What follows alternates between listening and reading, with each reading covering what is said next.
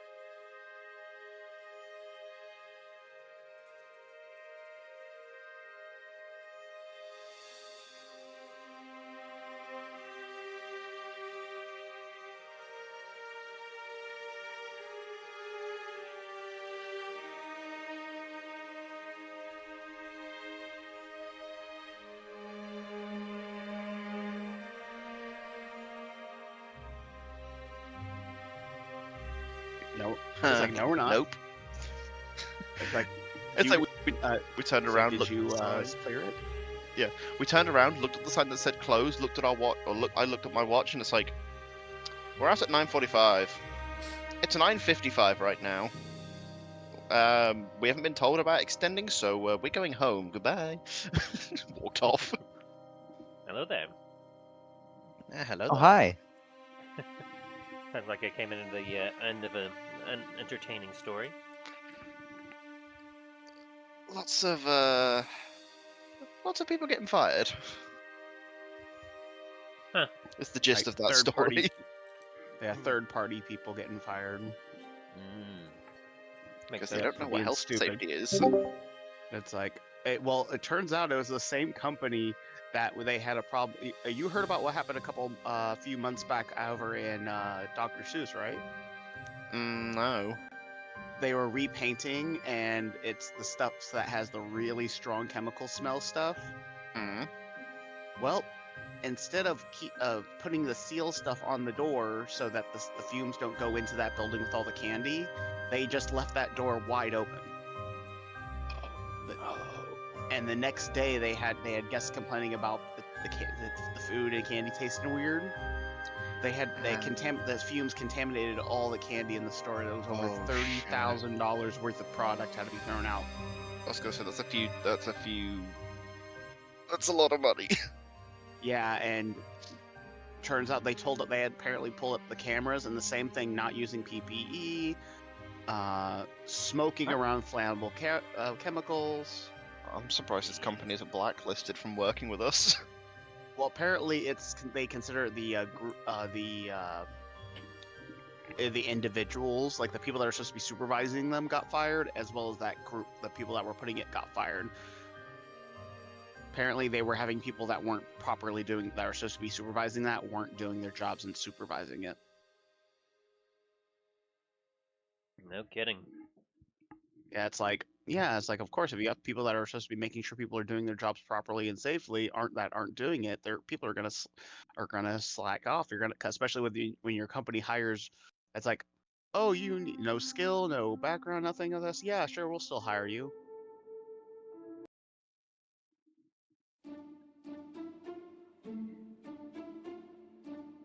Granted, we've had people get hired for freaking wardrobe, and those people still thinking that it's like, well, what do you mean I'm getting fired? It's like, dude, you literally have not done your job. Like, all you have to do is hang clothes. That's it, and you failed at that.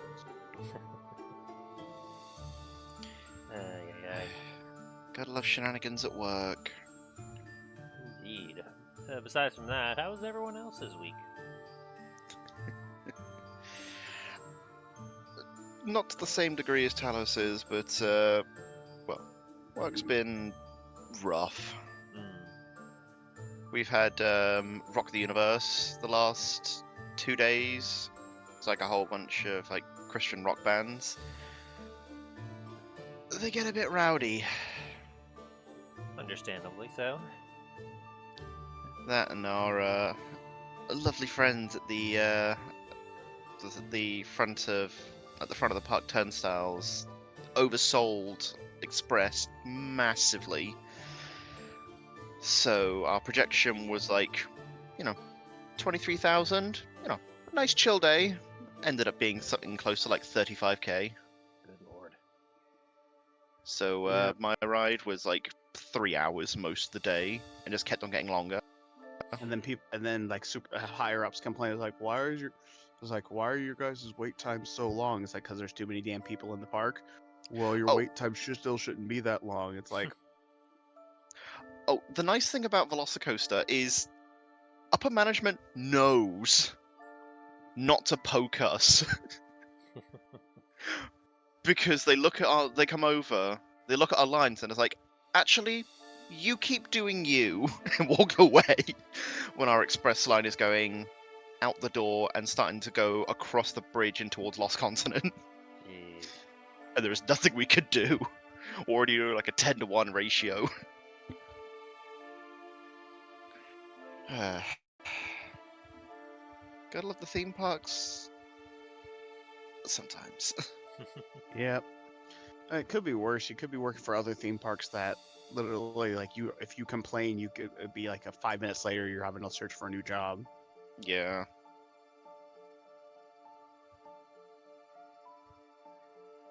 It's like, oh, you didn't do what this guest demanded for you to do because it's unsafe. Well, you're getting fired now. I'm like, but it's not safe. Do you want me to let the person like get hurt? Because if they get hurt, then I'll get fired too. 1,000 years dungeon. 1,000,000 years dungeon.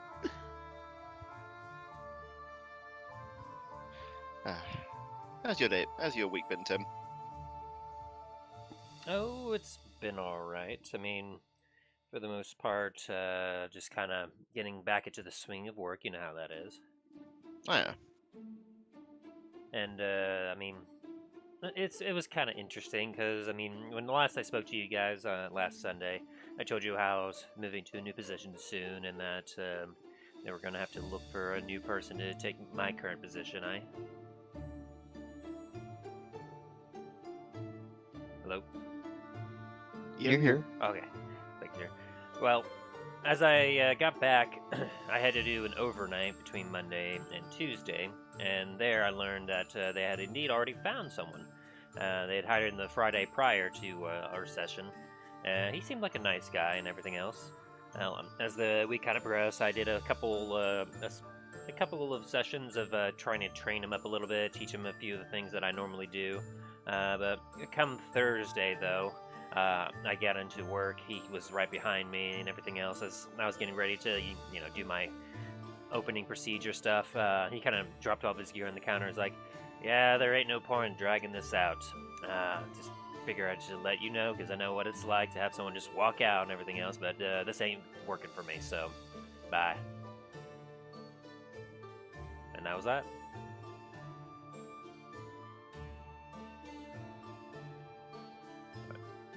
Hello? Am I still here? Hello?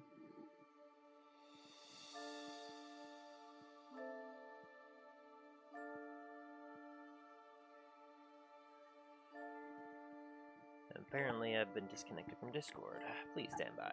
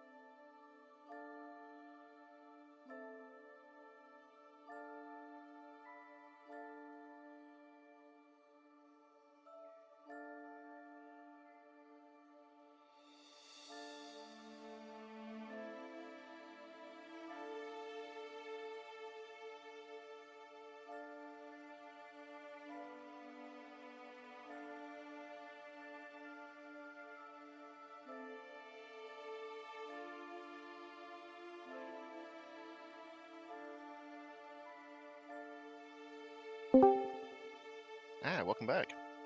Am I back? Hello. Oh, You Lord. are living. Sorry about that. I'm not quite sure what exactly happened there. Where did I Good. drop off at? How about you start off from the beginning and work your way back? That's fair.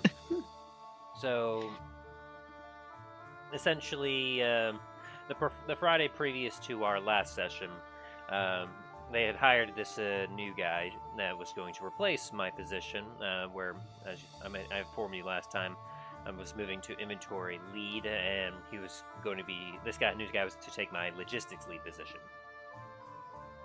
And then I met him on an overnight, Monday through Tuesday. He seemed like a nice guy. I did a few things of training session with him over the course of the week. Come Thursday, though, as I was getting in and getting ready to do my opening procedure stuff, he dropped all of his gear off on the counter and looked at me and was like, "Well, there ain't no point in dragging this out. This ain't working out for me." But I figured I'd let you know because I know what it's like to just have people just run off. And that was that. Wow. So less than a week of being hired and not even fully trained yet, and he was already gone. Yikes. Yeah. Right. To be fair, I could have. I had a gut feeling about it because after I first met him, I was like, the reason why they wanted me to move was because I was too nice, and this guy seems almost just as nice, if not as nice as I am, which doesn't make much sense. But also, he apparently had like a pension with the military and the railroad or something, so like he wasn't really doing it for the money, I guess. I was doing it more just to spend the time. Yeah, and Pass the time. that kind of position, you're doing it for the money. You're not wanting to do that for any other reason. Like, I can Yeah. speak that for myself. That's fair. And now, or what I last heard, they're currently looking at this new kid that's been here, well, with our company for less than a month. He's just been kind of kicking around, doing things, trying his best, essentially, but he seems okay, but he seems terribly inexperienced. Oh no. So they said that he's currently on trial, like on a trial run to see if he'd be a fit for that position. Clearly, they're. I'm sure you'll figure it out. But besides from that, my week has basically just been about the same. I mean, except for that weird overnight they threw me in, which was a little annoying, but I think I told you all about that, right? Yeah, I think so. Yeah. Just randomly were just like, "Hey, could you do this?" Actually, never mind. You're going to do this overnight. It's like, yeah. That was my week. It's like then why ask me if you're saying I'm just gonna have to do it? Precisely. Anyway, how about you, Aaron? I don't think I heard how your week's been. It's been tiring.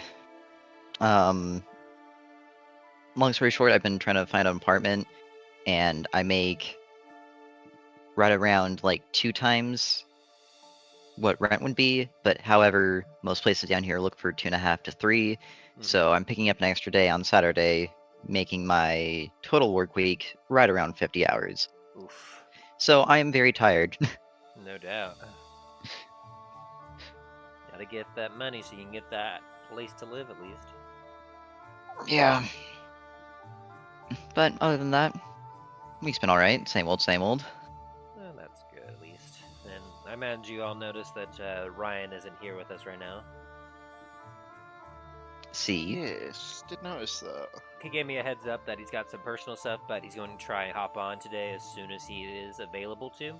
But until then, to just kind of like explain like what his character is kind of up to as we get into the session. But hopefully he's probably doing just as well as he was last week. Yeah. Anything else anyone wishes to talk about? Any other small talk? Any just normal general chit chat? Before my wife enjoys this portion of our game sessions.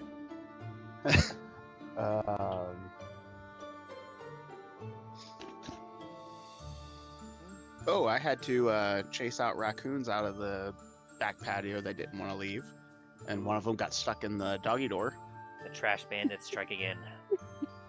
Yep. Luckily, and there was no food for them to be get into back there. I'm like, why are you here? There's nothing for you to even eat. Because they have to try. Yeah, the fact that one of them was clearly been eating well because he was so fat and got stuck in the door. It's like a sloth. Yep. I ended up having to literally boot him like through the door. I've come across several of those massive raccoons. We get plenty of them around here in Missouri. The old trash pandas. One of my friends, they had one that would basically, like, somewhat terrorize the neighborhood. Not so much terrorize, it's just basically be a nuisance.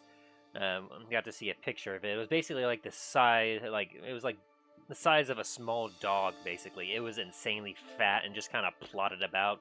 The entire neighborhood called it Ricky. It's Ricky. It's like not just Ricky. It's like that's Ricky. It's like what about the other one? That's Ricky Spanish. It's a Ricky. Just has a little like a mariachi small band. montage of him like attacking old ladies, dogs, terrorizing children, falling through the ceiling. All the while, you got like a mariachi band playing in the background. Jesus. Well, the reign of terror of that Ricky ended abruptly a year or two back when, after a nasty storm, all the neighbors came out to find that a tree branch had fallen on him and whatnot. Oh. But then they say that either he reanimated or his spawns came out of nowhere because within the next year, another really fat one just came out of nowhere. So they started calling it Ricky Jr. So his legacy lives on. The local raccoon cleric came out and cast Revivify on him. Maybe. Well, I suppose we should probably get back into it, as that is why you all have come. We're well past half hour past when we were originally supposed to get going. Yep. Thanks to technical difficulties, we were at this point now. But everything so far is going okay. As I proceed to Someone check, knock on wood for Tim, please. make sure everything is still... Yes, we are still streaming. Everything is still going nicely. How's it going, guys? Uh-oh.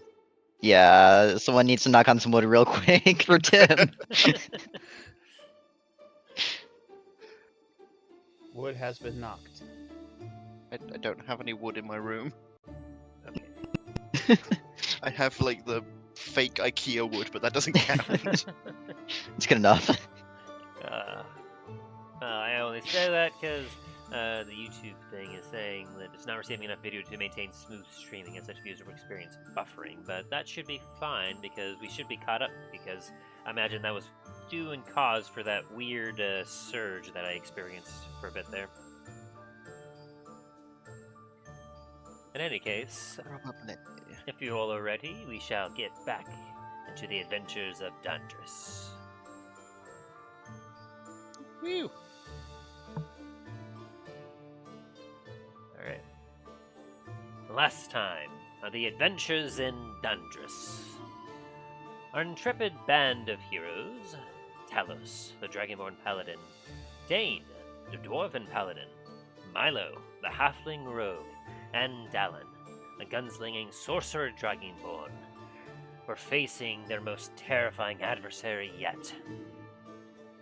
After having defeated his son, the true Lord Thanatos, what the party seemed to almost look at Death Incarnate, had descended from the ceiling above and it dealt a lethal blow to Rahnos, his enemy. As he looked on at the party and gave a maniacal chuckle, the party stood there defensively as Lord Thanatos gave them a choice: to either flee like rats while he finished Rahnos off, or to stand and die with Rahnos. As the party tossed a few insults at Thanatos and stood off defiantly against him, Thanos gave a nice, evil chuckle as with one hand he drew out a greatsword, and with his other a shield, before with terrifying speed leapt at the party, engaging them in a fight, displaying his terrifying power. As the party began to take in the brunt of damage from Thanatos, Rahnos had whispered to Talos that he wasn't sure that they could beat him, and that if the party could hold Thanatos off, he might be able to cast a spell that would expel him from the palace. And so, a war of attrition against Lord Thanatos had begun, as he struck mighty blow and mighty blow against the party, who fought valiantly and courageously against him, using all the magic and all their abilities they had at their disposal, attempting to keep him away from Rahnos, as Thanatos seemed determined to prevent Rahnos from doing whatever he was. Talos, having drawn the most ire from Thanatos through his absolute defiance as well as his devotion to Bahamut, began to take the brunt of Thanatos' blows. As thankfully due to the valiant attempts between Milo and Dain, who helped draw some of the attacks away from Talos, Talos was able to be kept from death's door, only just barely though. As their two allies and Dain at the back continuing to fire volley after volley of magic missiles and attacks against it from a distance, Thanatos seemed to have Talos at the brink of death. Just then, though, the tide turned as Rahnos cast his mighty spell that he had been focusing on ritually casting and caused the ground beneath Thanatos to fall. With one mighty roar, Thanatos roared out before he was swallowed up by the earth, as Rahnos used all of his strength and power to expel Thanatos from the palace through the underground. As both Dain and Talos gave what little energy they had left to aid him, as he expelled him for some time before eventually he relaxed and said that it had been done. That Thanatos was now far away from the city, and they were safe. Now. With the battle won, the party scattered throughout the city as they noticed that much of it was in chaos. People running about. A few factions of the Anarian Guard were still fighting here and there, but being put down by the Circle of Sands. And off in the distance they saw a lone boulette currently chasing down an Anarian Guard in the desert sands. The rest of the city was in shackles, as many buildings had been ruined by the unleashed power of the Boulettes, including the Oasis, the tavern that the party had spent much time in while they had stayed in Anardracool. Its owner dead underneath the rubble of the inn. Fortunately, as each party spread out, Dain managed to find his brother and brought him back to the palace for safety to help him recover from the fight. Milo began to take some notes as he began to entrepreneur himself as a new business owner in Anardracool. Dain found his cousin and learned that he'd been able to keep the forges safe and secure against outside intrusion, while Talos made his way to the Temple of Bahamut. There, he helped aid those who had been wounded in the fight, as well as helping to ensure that the priest of the temple, Elbert, was well taken care of. As the sun set in the city and the party continued their efforts, some time has gone by as each member of the party begins their efforts to help ensure that this city will no longer be in a chaotic state when they depart once again. What will our party be up to? How will they aid the citizens of Anardracool? Find out on this exciting episode of The Adventures in Dundras. Dun, dun, dun. Alright, so at the end of the day, Thanatos has just been defeated. You all return to the palace, exhausted and tired, having been brutally beaten by Lord Thanatos, and having dealt with many engagements across the city. For the most part, it is quiet out, but as the sun has set and has gotten a lot colder, fires have sprouted out in the ruins of some parts of the buildings and houses across the city, as many people have taken shelter with each other, having gone through such a harrowing attack upon the city.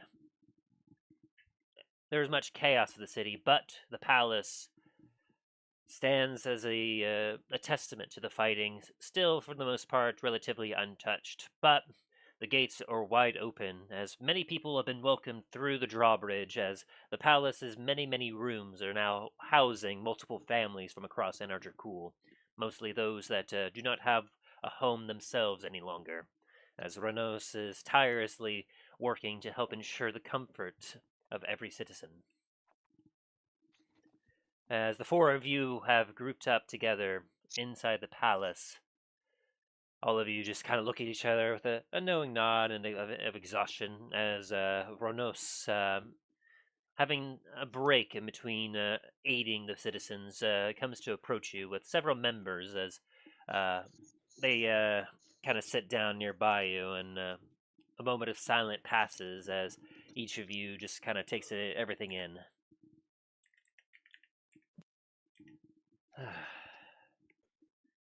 Well, my friends, it would appear that, well, our casualties were much higher than I would have hoped, but we seem to have successfully taken Energercool, and, well, not only we've defeated the standing master of Energercool, Lord Thanatos' son, but we've expelled the Lord Thanatos as well from out into the sands. It's rather unbelievable, I must admit. I've spent so long fighting him that I was not sure if we would have been as victorious as we have been today.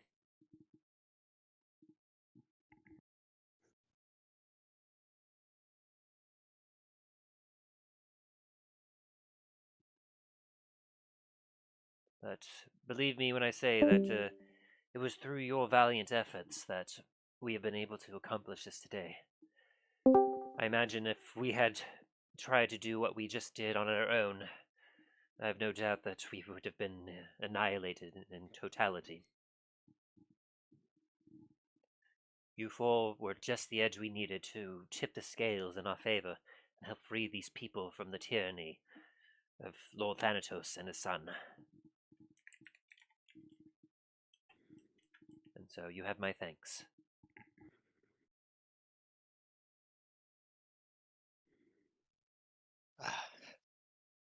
Hey, was a bit of a fight. I'll give him that. That is worse. That is worse.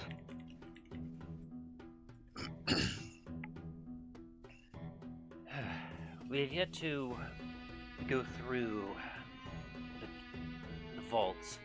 We've been able to just breach it, and, well, I will say that, fortunately, we won't be able to give you much of the money that's in there, as we will need that to help with the rebuilding of the city. But we, of course, did not want to think we are ungrateful for all the aid that you have given to us, and so, as compensation for your efforts, as I know that everyone does require good compensation, we've counted through what we have available, and we've been able to spare this, as he signals over to one of the nearby elves, who then brings forth a significantly sized bag and plops on the ground as you hear a ching as a jingle of coin hits the ground. Milo's going to just like slowly grab it and quickly count it out. I know that it's not as much as what you deserve, but there was many other treasures, and, well, as we kind of sort through, there was a lot of new additions, and we're not able to sort through it quite as easily. Perhaps if the four of you would wish to help us go through the other artifacts and treasures that have been gathered up, and, well, who's to say that you wouldn't be able to claim a few of them for yourself? But we believe that the 4,000 platinum pieces in that bag there should at least help with the compensation. As Miley, you do indeed count it takes you a minute, but as you quickly skim through it, you can estimate that there is indeed 4,000 platinum pieces in the bag, making it quite heavy. Yeah. Which, if you want to convert that down, that equals about 10, in total, 40,000 gold. 10,000 gold each. Yes. Jesus. Gentlemen, I need to be right back. Give me a moment as Milo just kind of takes a bag with him.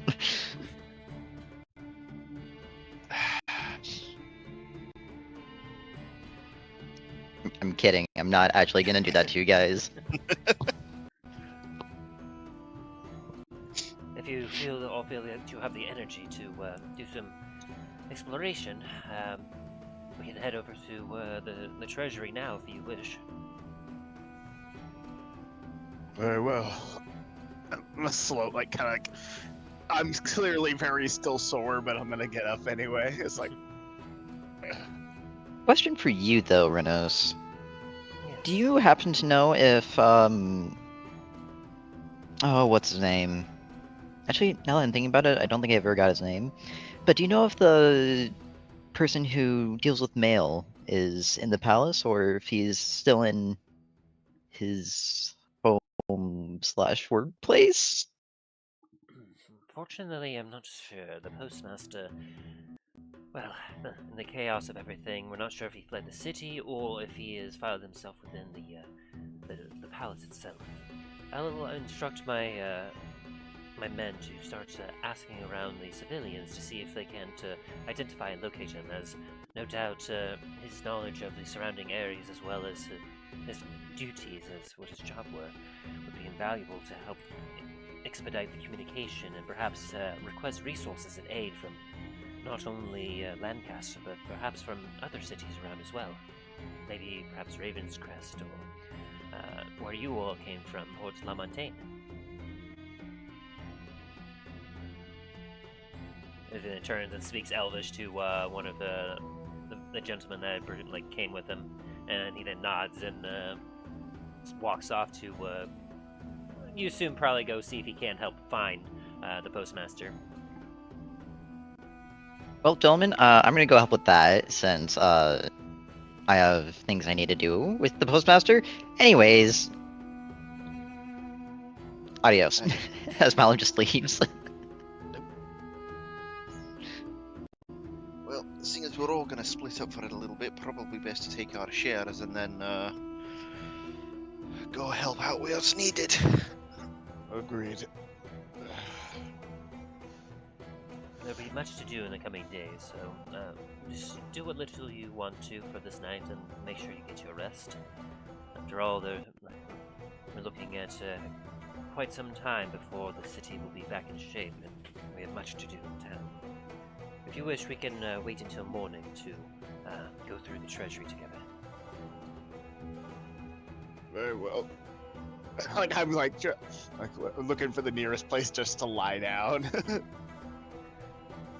It's not very hard, as each of you are able to, as you go through the palace, find a very lavish and luxurious room to stay in, as many of the palace rooms have been taken up, but several of them have been specifically held aside by some of the members of the Circle of Sands that wanted to ensure that you four were able to get some of the more finer rooms that had the most comfortable beds.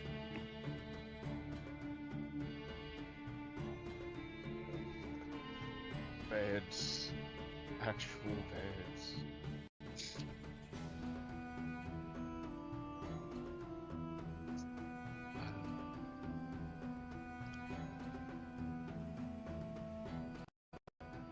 before heading off to bed, Dane's gonna wander back to the throne room just to see if Thanatos' sword is still there.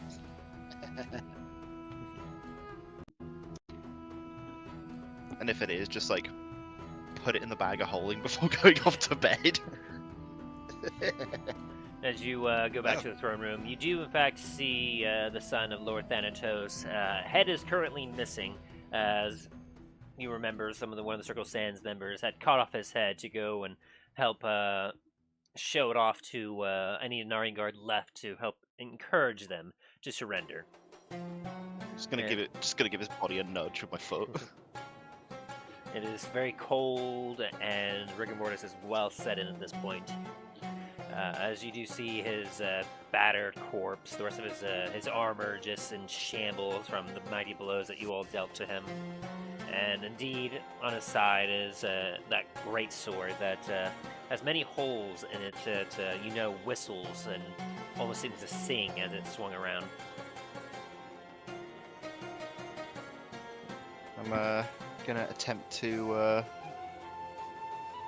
wrestle it off of him and pop it in my bag of holding. Easy enough, as you have to pry it from his cold dead fingers, and as you do, you hear a couple pops and snaps from his fingers.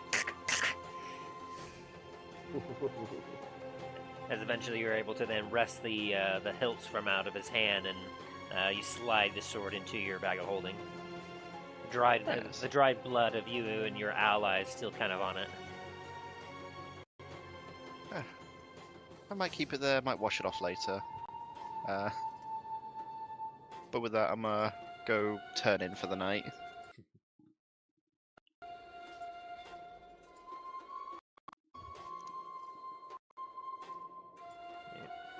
And then, as Dallin, he spends his evening with his brother Frodnir as he finds him in his room.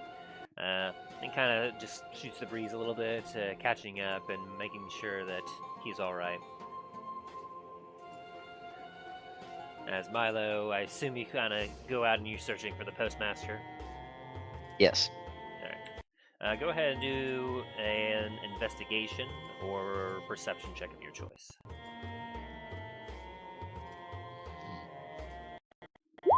17.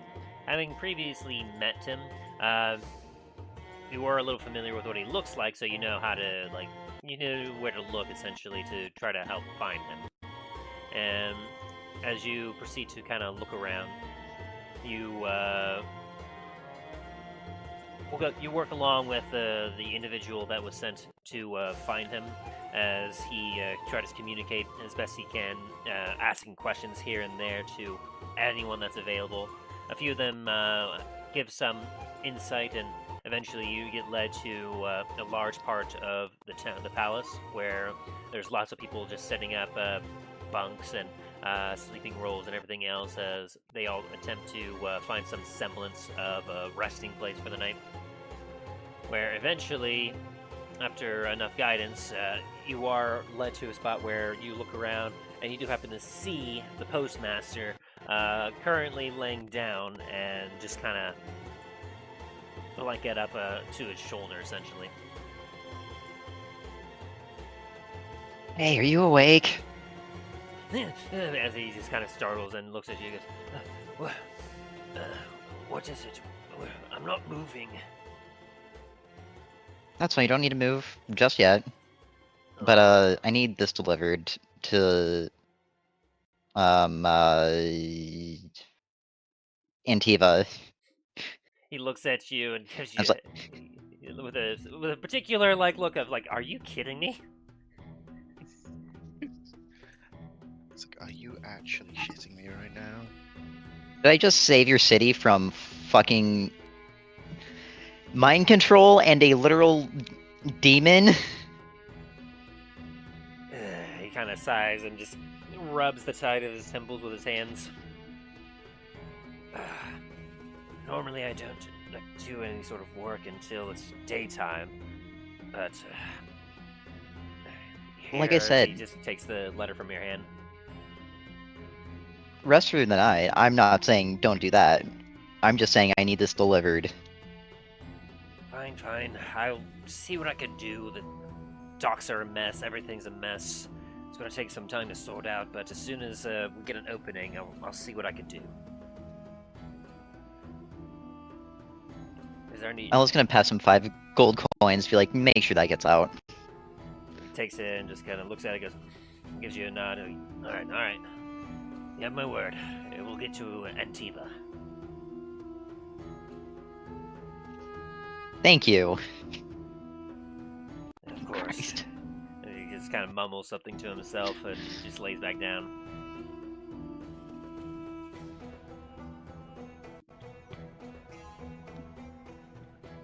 What did he mumble to himself? He's like, work for post never ends.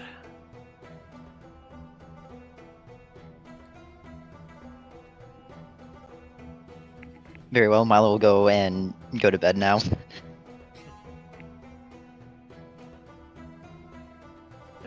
As you all go to bed for the evening, it is a very quiet night as you all find the comforts of the beds most relaxing, as you perhaps haven't spent the night somewhere more comfortable than since you were at, of course, the Treasurer's estate, with his very luxurious rooms there. These are almost comparable. Perhaps not as so, but still very much comfortable compared to the average inn. As you all benefit from a long rest. Very nice.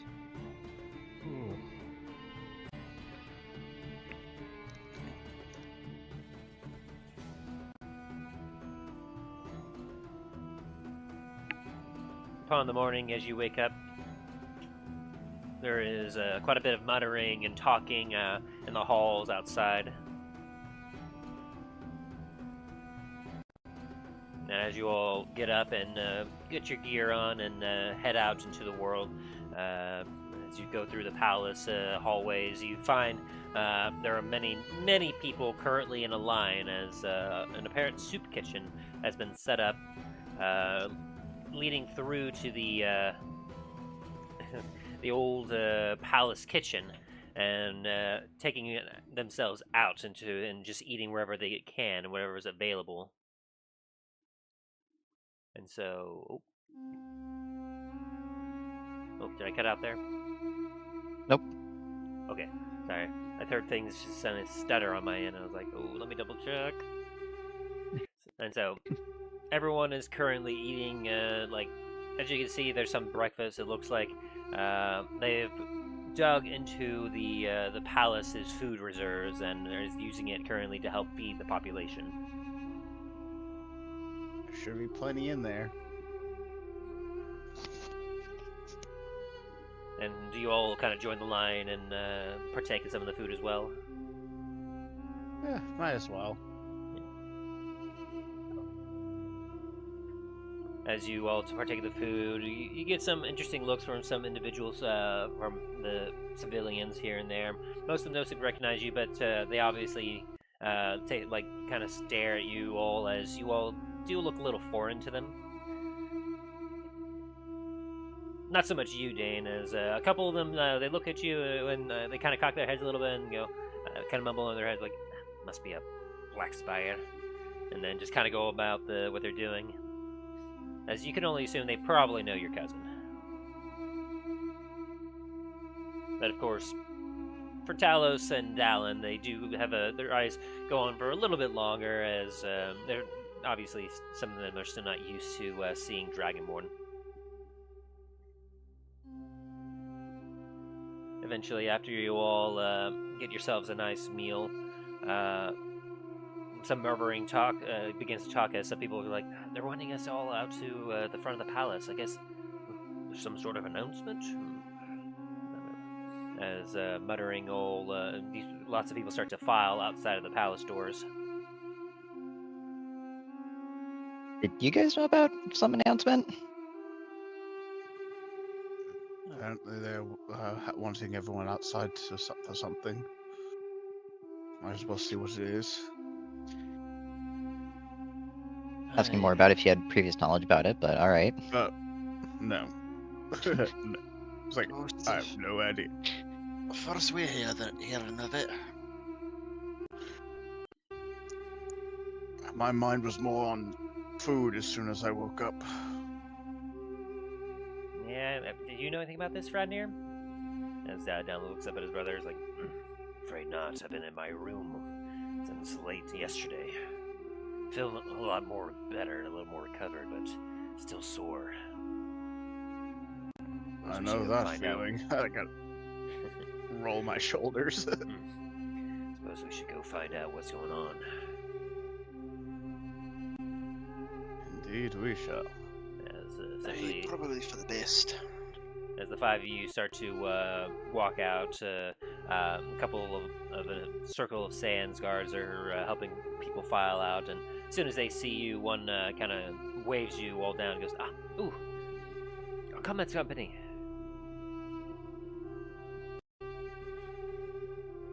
Yes. As y'all kind of approach him, he goes, we weren't sure where to find you. Rahnos wishes to see you above. Oh, perfect. I was gonna need to go talk to him anyways. And so as y'all kind of nod and you head up a few stairs to the side as one of the other circle members kind of guides you up. You find yourself at some blinding light as a set of doorways leading outside. You see through the sunlight some silhouettes of some bodies currently standing there. And as you kind of head out and cover your eyes from the blinding sand, you hear the voice of Rahnos. There you are. I hope you all got yourselves some good rest. So we did. That we did, or at least I hope we all did. It was nice to have a bit like that again. Oh, hey guys! I wrote a bullet! As you see a very enthusiastic kobold at the feet of Rahnos. Hi, Greyhound. I hope you don't have that bullet with you still. No. Lost it somewhere out in the sands. Kind of underground, and, well, I couldn't follow him. At least he's probably happy that he's free. Yeah, very Dain. cool tool. I expect so. Hey, what a great day it was yesterday, wouldn't you agree? Not quite the word I don't think we would use, but sure. I think the apt word would be ow. Yes. Well, I'm glad you all are here. My advisors and I felt it appropriate that we ensure we get an announcement, as there are lots of people that are very confused and unsure what exactly has happened, as I'm sure that, well, rumors have spread about throughout the city of what has happened. Well, we felt that it would be best if we made a formal announcement to help ease information and minds of the people. Aye, and also probably best to assure them that the rule of the Circle of Sand is not going to be that of Thanatos'. Indeed. And I wanted you all here with me to, as I made this announcement, as I do wish to formally recognize you all, as the people deserve to know who their saviors are. You guys have fun with that? I'm just gonna go sit in the corner and wait for this to be done with. I thought you'd jump at the chance to have people to be praised. I'm just gonna stare at you for like a solid 5 seconds. You're like, what the fuck are you talking about? When have I ever wanted praise from just normal people? Talos just kind of shrugs. Like, all right.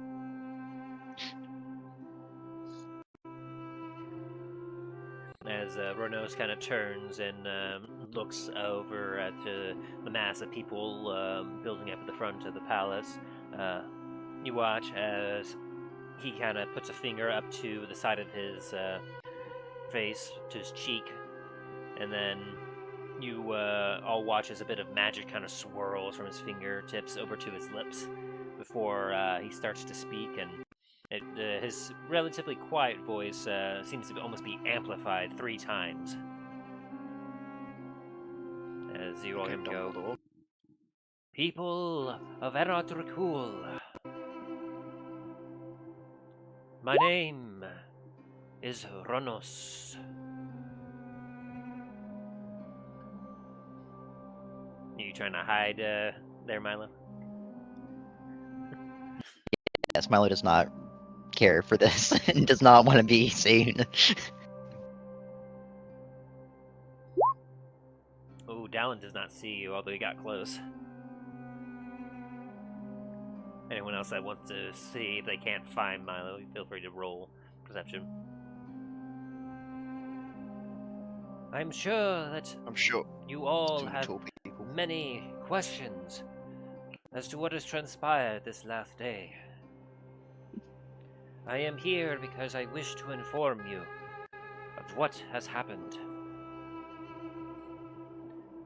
We are the Circle of Sands.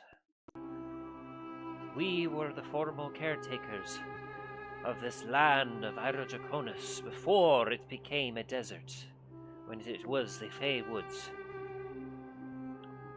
But for now, we have found ourselves as caretakers of this desert, as we seek to help all who reside within it to live and live prosperously. We discovered a plot by the one you know as Thanatos. He was seeking to enslave all, not only in the sands, but well beyond its borders. And that is why yesterday, on the eve of his plan becoming a success, we launched our attack. I wish to inform you that his plan was properly thwarted, and you all do not have to fear the magic manipulation of Thanatos any longer. As you all hear just kind of some murmurs and just talking out in the crowd. As proof, we have here Thanatos' head, as one of the other individuals kind of holds it up triumphantly to people. As you hear some cheers from people, and you hear like some uncertain sounds from people, like, "Oh, is that really him? Whoa, what's going to happen now?" You no longer have to fear him. And we promise that we will do everything in our power to help restore normalcy to the city and to help you all return to normal lives. We are seeking to not have but one ruler for Eradrakul, but a council that will work together for the better interests of the people. As we take this time to rebuild and renew Eradrakul to be better than it was before.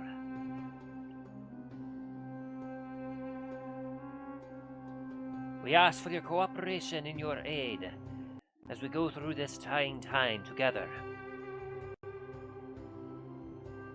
But know that we are here to help.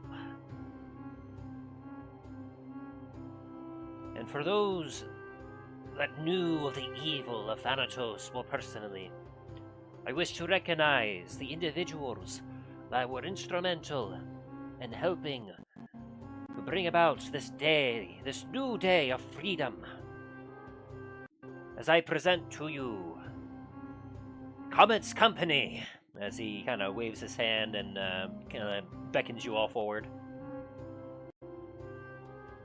As a Greyhound just kind of leaps up onto the counter and just looks almost like a gremlin, just looking down at the people. As Fradnir just kind of puffs his chest up a bit and just walks over to the edge. And Dallin kind of walks up a little bit, strutting a little bit, and holds his head up, striking a bit of a pose. I'll step forward as well. It's like more, just kind of more like a bit humble, stance, but clearly we're very like upright.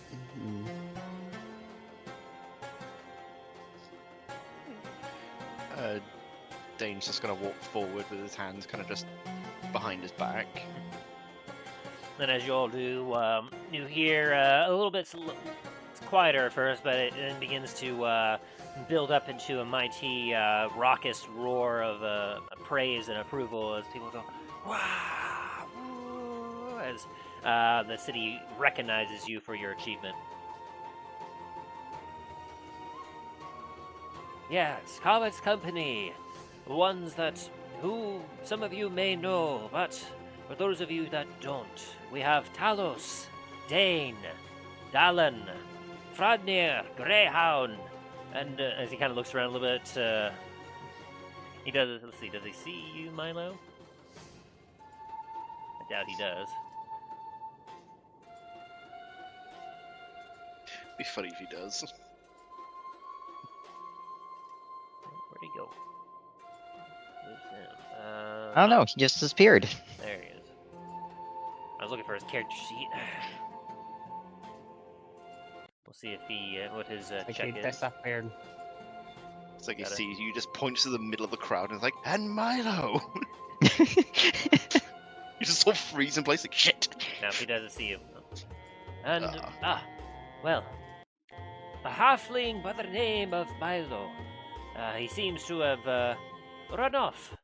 Perhaps he is busy, very right this second, helping to restore and rebuild the city.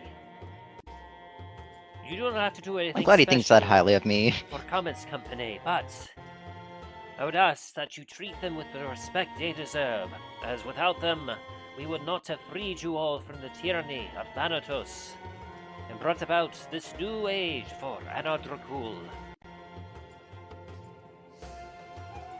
Thank you all for being here and listening, and I hope that together we shall restore Anadrakul and bring it to a better place than it ever could have been under the tyrannical rule of Lord Thanatos.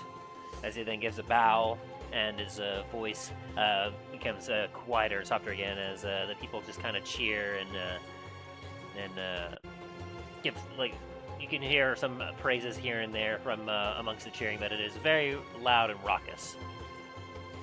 As Rahnos kind of turns to you all and goes,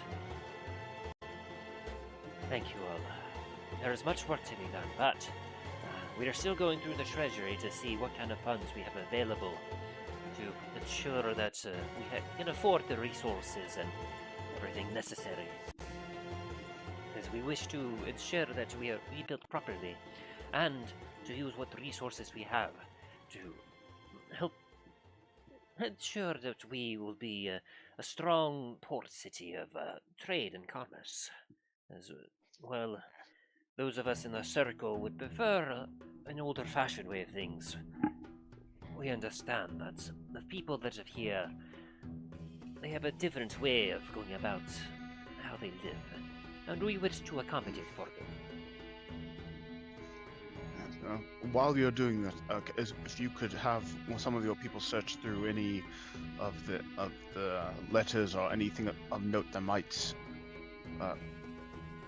indicate any allies that Thanatos might have been communicating with for his plans, particularly out near toward the east and the west. Certainly. I will have my best scholars scouring through their books and their records to see if they can't glean any information. Particularly, I would look for mentions of a name of Maldraxxus. Yes, I remember you mentioned him before. We will seek and see what we can find out about this Maldraxxus. Thank you.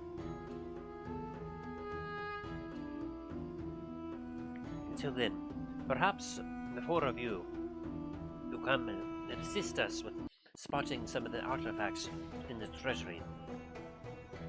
We can do the best that we can to help identify and help know what we have at our disposal, but, well, I was thinking seasoned adventurers like you, who have seen much and traveled far, perhaps might be your eyes might be very beneficial in helping to identify and help us figure out what some of these artifacts might contain.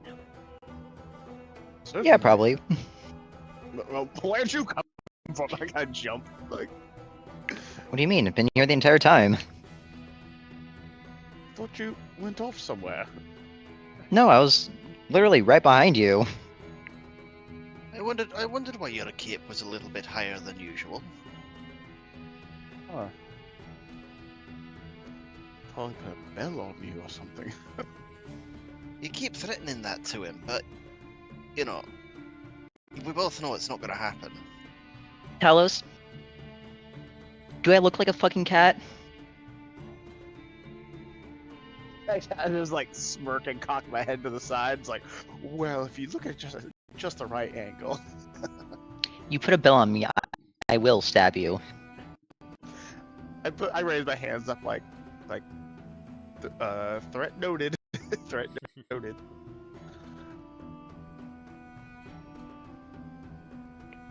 Well, please, come with me, my friends. As Rahnos leads you towards the throne room.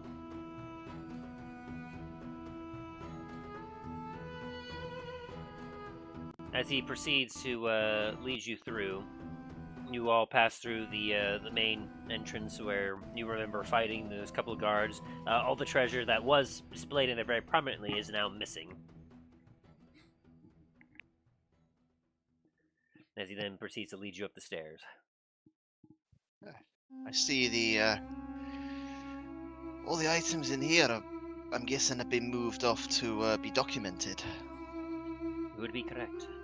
We wanted to ensure, especially with the influx of civilians seeking shelter here in the palace, we wanted to ensure that they would not make off with valuable resources that would benefit all for selfish reasons. Who would ever do something like that? As he then leads you through the doors of the throne room, as you all go in, you notice that the body of Thanatos' son is now gone. But there's a few guards close to the rear of the throne room, standing, kind of keeping an eye on things as you all kind of walk through. The shattered remnants of stone from the statue lay in the middle of the throne room as you pass by it. Dain's just going to kind of run his hand over the stonework.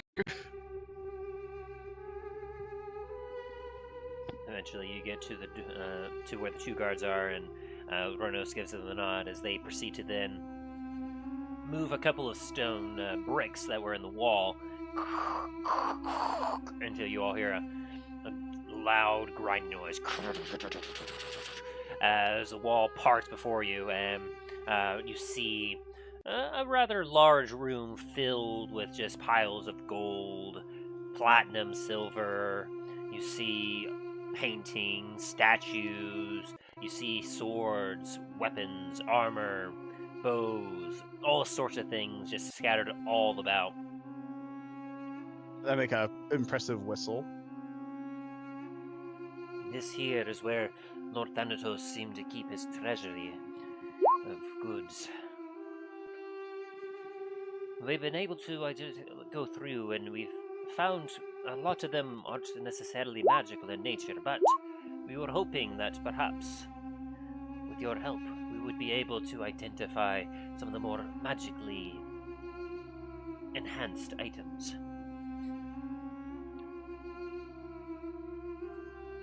So a lot of perceptions there. We'll see what we can spot. Talos spots everything. Alright. I'll roll for Dallin here. Alright, so as you all proceed to kind of go through, you kind of go past all the gold and you start going to a lot of the artifacts and everything else that is the more miscellaneous stuff that is kind of spread out here and there. Let's see. Ooh, Dallin also got a very high roll there.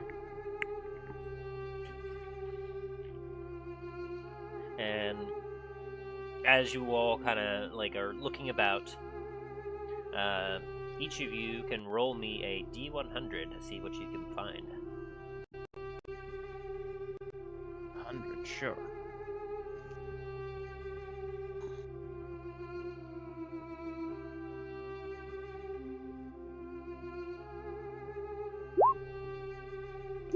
One sec, my wireless keyboard's disconnected. Oh no.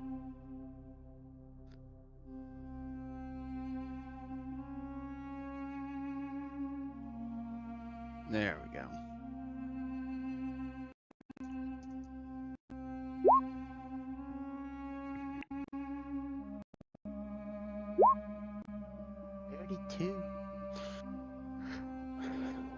Alrighty.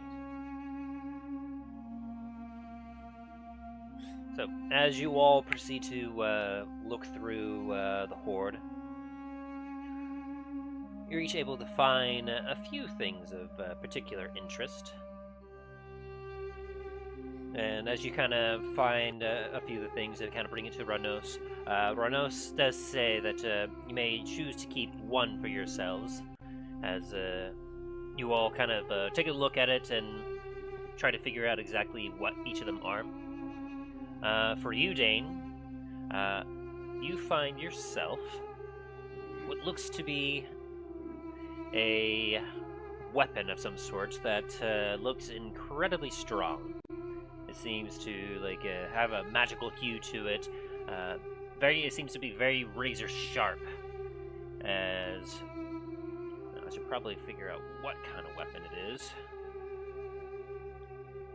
Let me see here. It's a super spoon.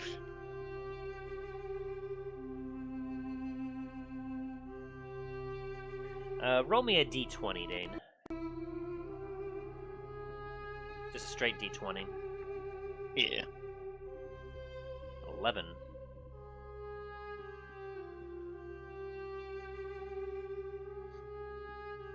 Interesting. Alright. So, as you are looking through, you find yourself... Let me double check. Yes, that is indeed what it is. You find yourself a mall. And it's particularly interesting because you can see that it has a lot of unique artistic looks to it. As it's a nice hefty 18 pounds. Or is that? No, not 18 pounds. 10 pounds. It's a nice heavy, 10-pound, giant hammer, essentially. In order to wield it, you'd have to use two hands. But it's got intricate, carvings all across it. It looks very dwarven, which is what kind of points out to you. And the magical enhancement on it, as you kind of take it up and give it a couple swings, whoom, whoom, you feel the momentum of it increase, almost by 3 times every time you swing it. As you feel as if you've picked up a +3 maul.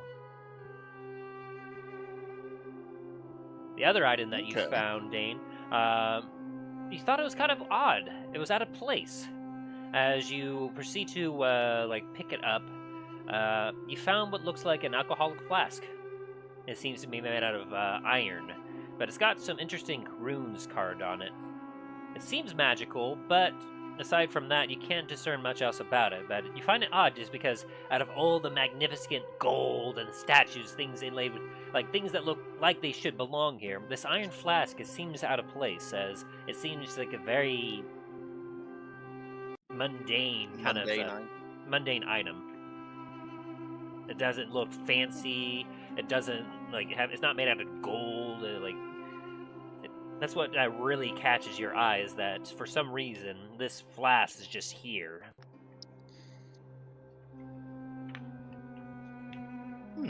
Interesting.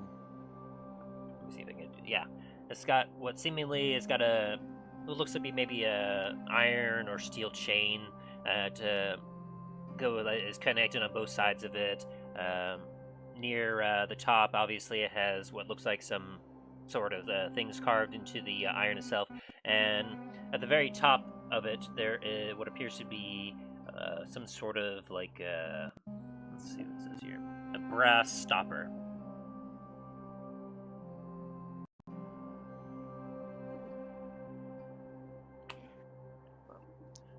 And let's see. If we're able to keep hold of one item, I think I'll keep hold of that. The flask. Alrighty. As they then log the +3 weapon into their inventory, and thank you for that. Is like, thank you. Your identification of this will help bring about some more wealth for the city. Meanwhile, Milo, you yourself have found a couple things.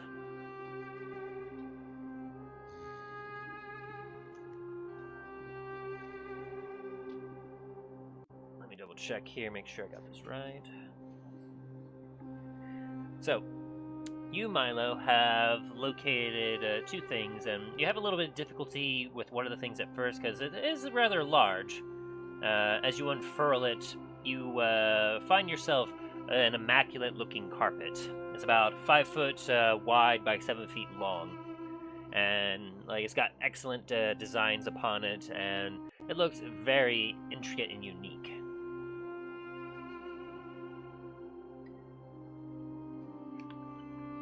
The other item you find, let me double check the information I have on it.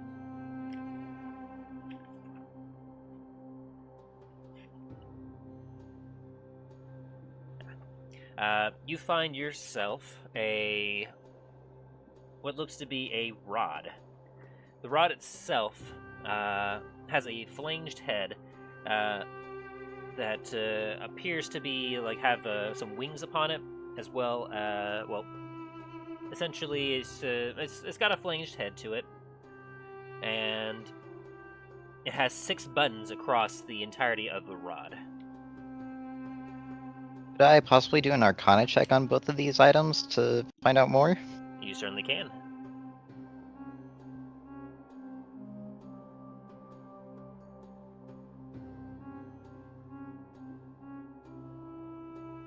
Let's see. 10 and 11. With those kind of checks, as you take a look, I'll use the 10 for the rod. As you take a look, you notice that it definitely has 6 different buttons here, and without touching them, you're not able to determine exactly what they're supposed to, their use is. All that you know is that it seems to have some sort of flanged head that seems to almost make it look like it's a mace. As for the carpet, as you take a look at it, you take a look and it seems like a rather mundane carpet until you with an 11, you are able to notice with your keen eye that there is a magical hue to it, and so there's something special about this carpet. You're just not sure what.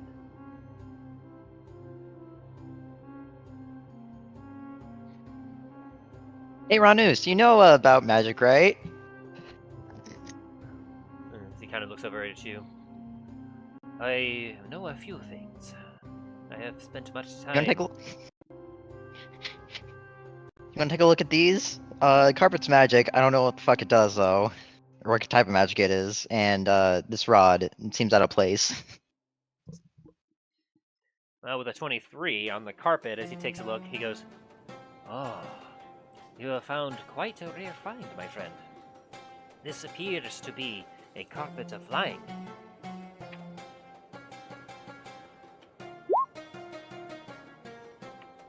As for the rod here, well, I'm afraid I'm not certain. It looks to be some sort of mace, although I can tell that it has some sort of magic power to it.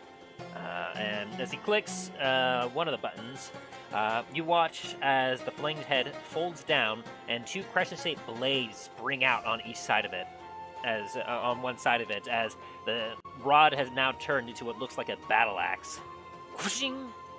Oh, my word. This appears to be some sort of rod that seems to transform into whatever weapon that you might need it to be.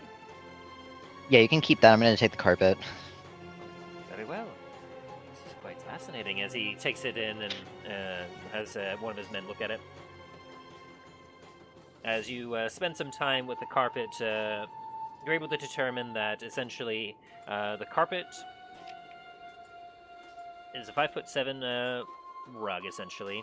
You're able to determine that it can hold up to 600 pounds at max.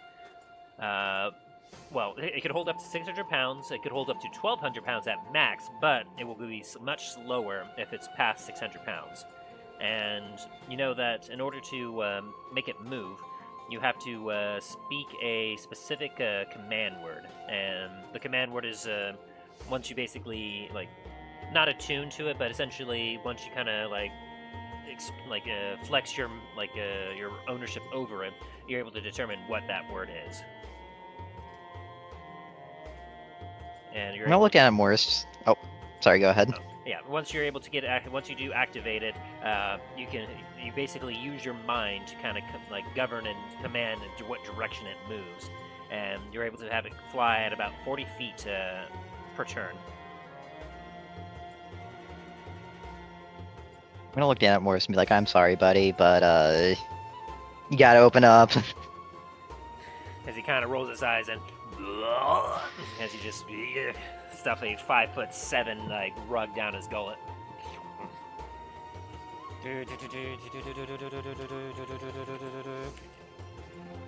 Tastes like dust.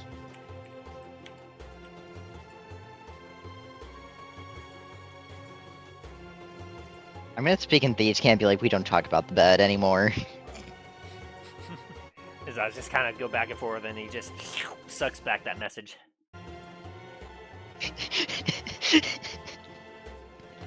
Alright. As you have claimed a 5'7" carpet of flying. And then as for you, Talos, you find yourself a couple items. You find yourself what looks to be a belt. The belt is interesting, and it really calls out to you because as you take a look, the belt itself has what looks like a couple straps that goes up to your shoulders, before it then connects somewhere in the middle of your chest by some sort of gem, before it then goes down to the belt itself, which has what almost looks like a face with a mustache and a crown. Its eyes the same color as the gem in the center, and the belt itself invokes a feeling of strength. I'm gonna roll an Arcana check real quick. Alrighty. A 9. Yeah. You're able to determine that the belt has some sort of magic to it, but unfortunately, you're not sure exactly what its worth is or what kind of interesting things it has about it. All you know is that the gem itself almost looks white, almost perhaps like a diamond of some kind. The same with the eyes as well. The other thing you find is you find a rod.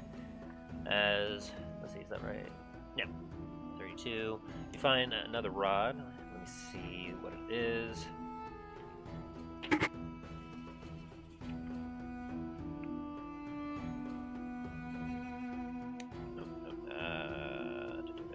There it is. Ooh, interesting. So as you take a look at this rod, you notice that... let's see here, double check. The rod looks much like a scepter would. It seems to be very lordly, very ruly, and essentially, while you hold it, you can feel the magic in it. You're not quite sure exactly what kind of magic this thing holds, but you feel secure in it while holding it. I'm gonna roll another Arcana check. 13. As you take a look at this rod, make sure I read this fully to see exactly what it is.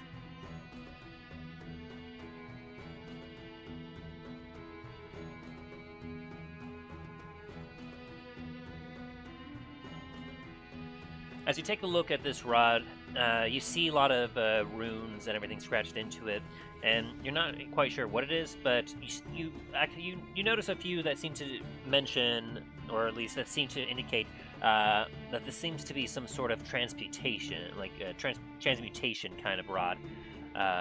as if it means to transport the user and perhaps others that are perhaps nearby it somewhere else.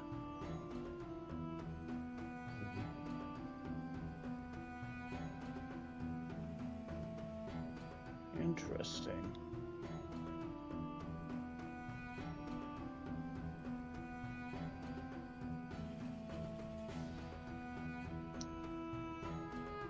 Well, my friend, could you quickly maybe take a look at this belt?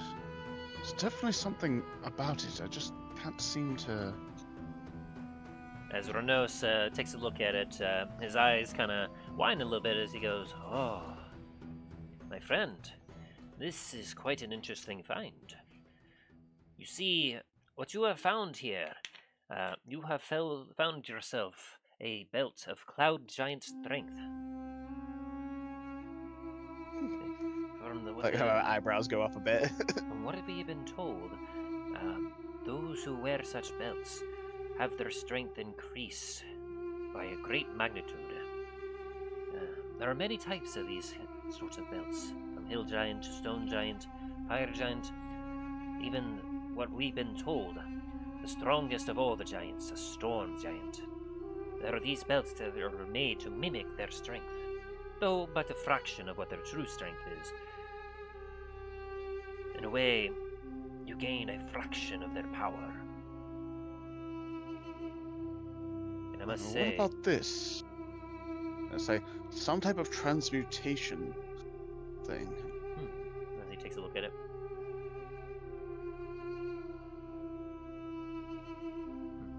Doesn't know as much about it. Let me read this here, as he kind of takes a look.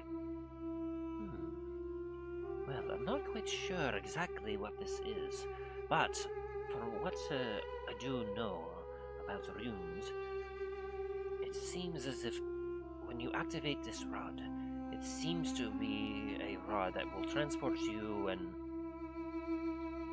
I'm not sure the exact number, but quite a few others that are around you if, that are willing to, well, I'd have to say, and he kind of takes a look at you. I've seen similar magic amongst transportation runes and circles that we used to have for the Feywild. And so if I had to guess, this would take you to some sort of extraplanar location. Although, it seems quite curious, as from what I can read, from what I'm reading here, what I can understand, it seems as if whoever the wielder of this rod is, they seem to choose the form of whatever location they are taken to. Huh. Interesting. It seems to be very powerful magic imbued within this rod. It seems as if you might be able to spend quite some time within this extraplanar location, but once you leave and you deactivate the rod, I can tell that you won't be able to use it again until 10 days have passed.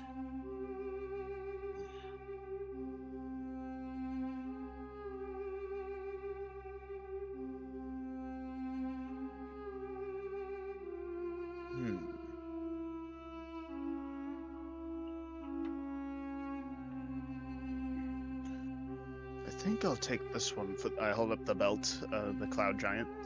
Very well. I will have my... I think your people will have more use of this one to be able to travel faster between areas. Be able to you can get your messengers to the capital quicker. Perhaps so.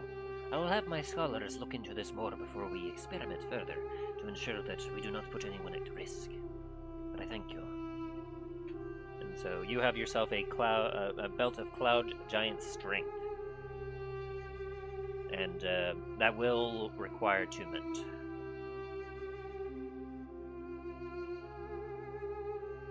And 4? The flask that you got, Dain, does not require attunement, and Milo, you do not require attunement for the rug. Woo! Or the carpet.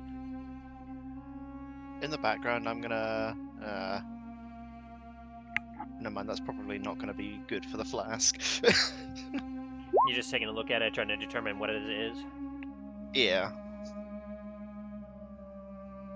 As you take a look at it, you definitely feel some magic within it. Let me double check something real quick.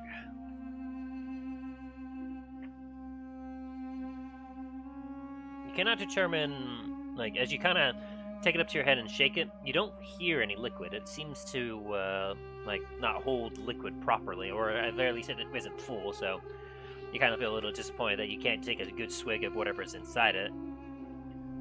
But as you take a look at it, the stopper definitely seems to be well placed, and it seems to be well sealed.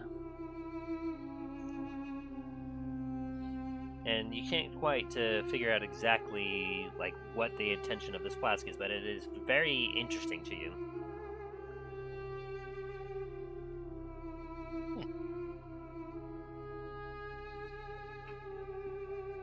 Why don't you do me a favor and roll me a D100 real quick, just so I can figure out something else real quick.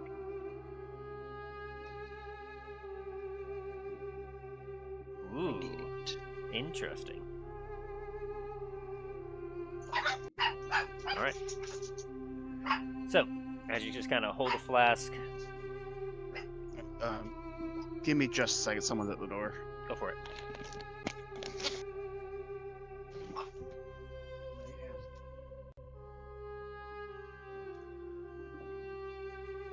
Yeah, as you hold the flask, you don't know much of anything else about it right now.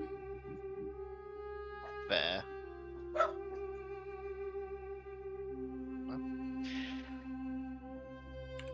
Just kind of mumbling to myself. It's like, well, might have to chat to Rorik later about getting some of that, the brew to put in this. Might make a nice travel flask. It just might.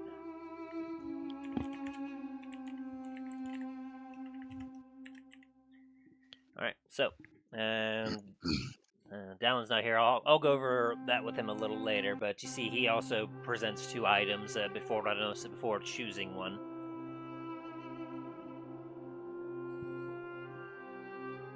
And let's see. We have Greyhound too, as well. As Greyhound is just kind of scrambling about, just kind of swimming through the gold. As he just kind of looks very happy, like being amongst all this shiny stuff. Does he find a top hat in there? Oh God.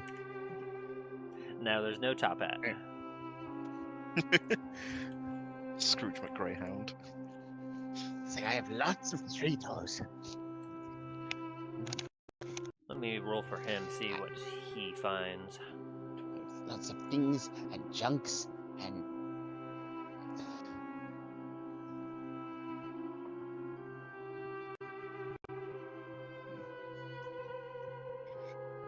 Okay. So that 18.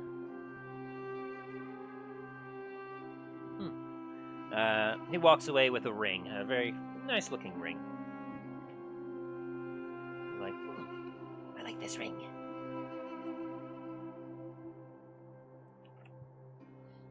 As he sees you eyeing it mildly, he's like, it's mine! My ring. Okay. Glad you got a ring, I guess? I don't... He's very possessive.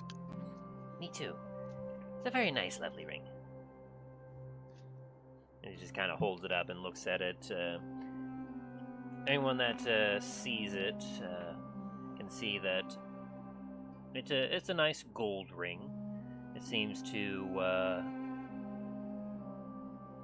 have what looks almost like emerald leaves upon it, like embedded into it, as well as what almost looks like perhaps a crack of lightning or maybe even branches. You're not quite sure at the distance that you're at, but it definitely does look quite lovely.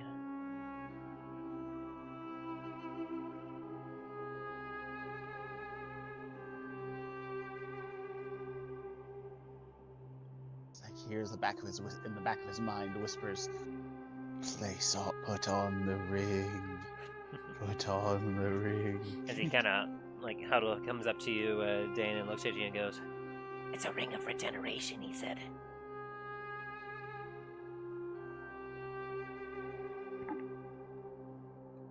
Very nice.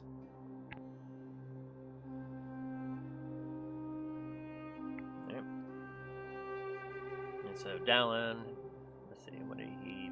Let's see, he rolled that, so he gets to roll that.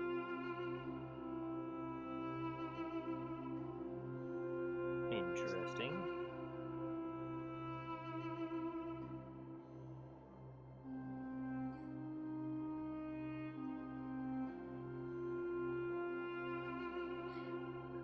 And so, as you all kind of finish up, you've helped him, Rahnos, identify a lot of the magical items within the treasury, and as Rahnos kind of like sighs and gives a stretch.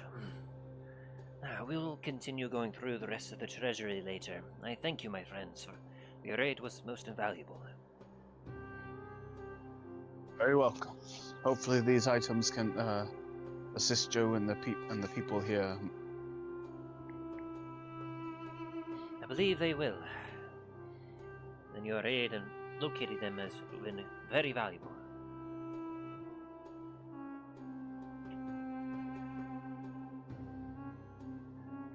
As he then kind of walks out with you,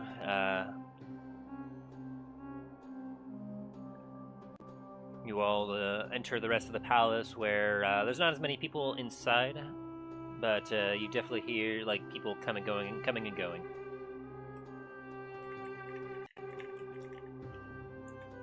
Hey, Rahnos, you got a second?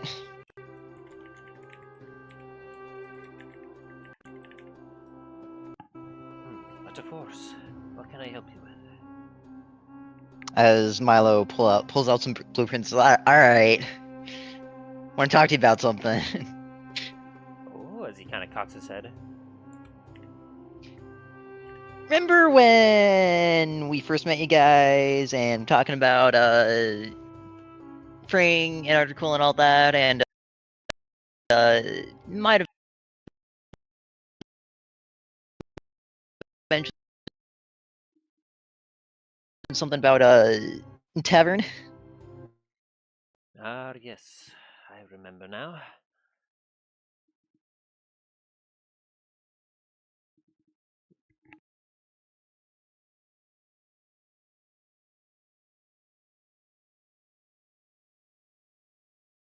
Hello?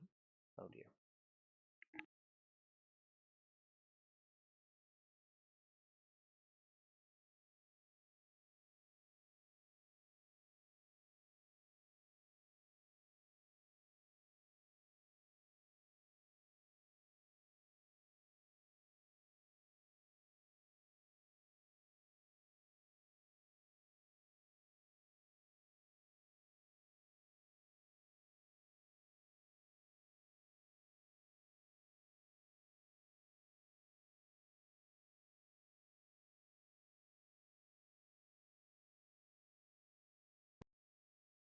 Yeah.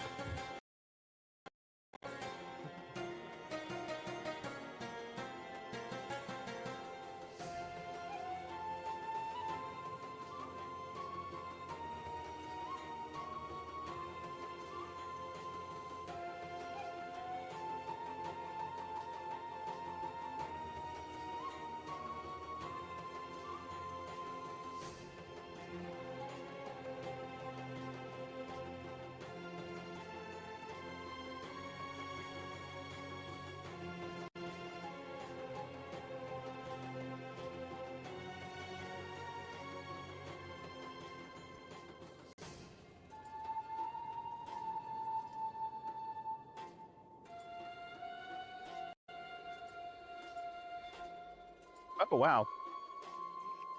Hmm. So a friend of mine sent me a pic. Apparently, now that it's been long enough, he's allowed to post stuff from one of the shows he was working on. Turns out he was one of the night troopers on the Ahsoka series. Oh, shit. pretty cool. Yep, and guess who else was also a night trooper? One of Who? the cast of Critical Role. Oh, wow. He played Not, and Matt Mercer was also a night trooper. The more you know. I was like, huh. I'm like, was that the reason why you weren't allowed to post it? It's like part of it. Part 2 will come up some point soon. Yep. Apparently, they won't release the name of who the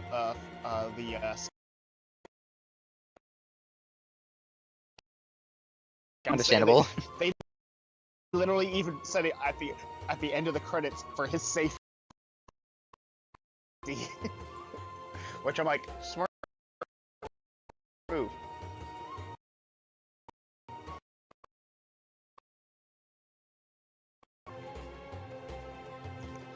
Alright, is that better now? Yes. Hey, There You we can hear me go. Okay, sorry about that. I gotta adjust some settings after the session today to see if I can't get things working a little smooth in the future.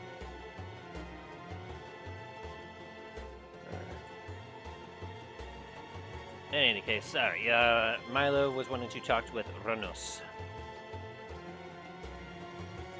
And Milo just showed him the blueprints for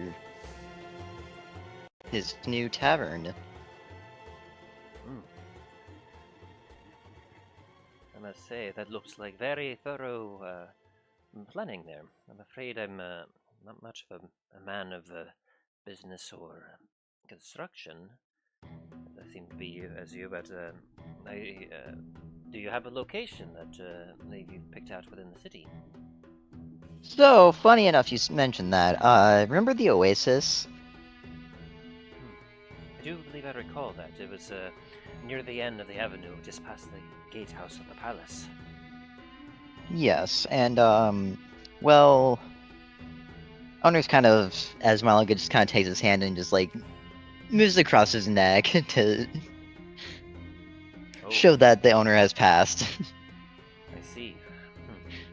Well, I will have my scholars looking up information on ownership of that lad to see if perhaps he had any next of kin or anything else. But once we get through the looking and locating information on that, that would be an ideal place, especially if there was one there before. It would be ideal to build another one there. So am I good to keep moving forward on building, or what's the deal? Well, at the very least, I will say yes for right now.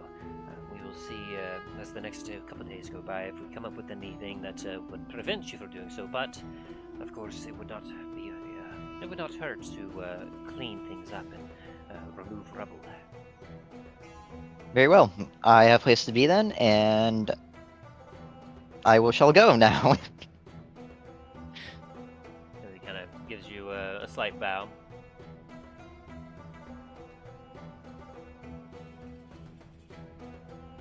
As Milo just kind of takes off and leaves the palace. What are the rest of you doing?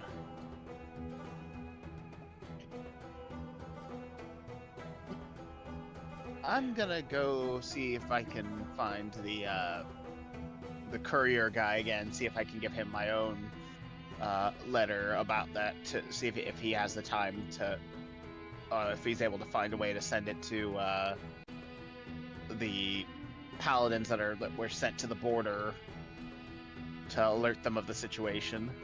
Sounds good. Anything else anyone else is doing? Dain? Well, kind of seeing everyone else is spiraling off. I'm gonna go wander on down to the forge to see if Rorik needs any help with anything. But before I do, I'm gonna ask Talos where he's going. I was going to go see if I can. I hold up a small scroll. Update. See if I can send a messenger to the paladins that were sent by the capital to the border. I need to know what's going on here. And, what's transpired. Well, that's fair. In that case, would you mind passing something along to him as well? Sure. What you need? I'm gonna bring out a letter and a small bag of coins as compensation. It's like, would you mind passing this on to be delivered to Blackspire? It's a letter to the guild. And the coins are a compensation for the, well, quite lengthy travel that's going to take, or at least, postage and everything. Certainly. I go ahead and take it. Anything else you need me to while I drop this off?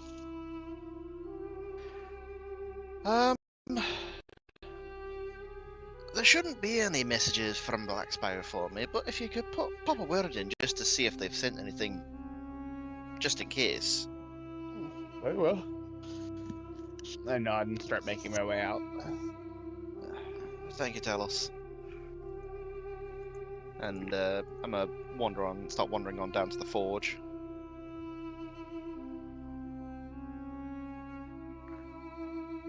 As you make your way down to the forge, you meet up with your cousin, and I assume you proceed to start working on reconstruction materials and everything. Yeah. Sounds good.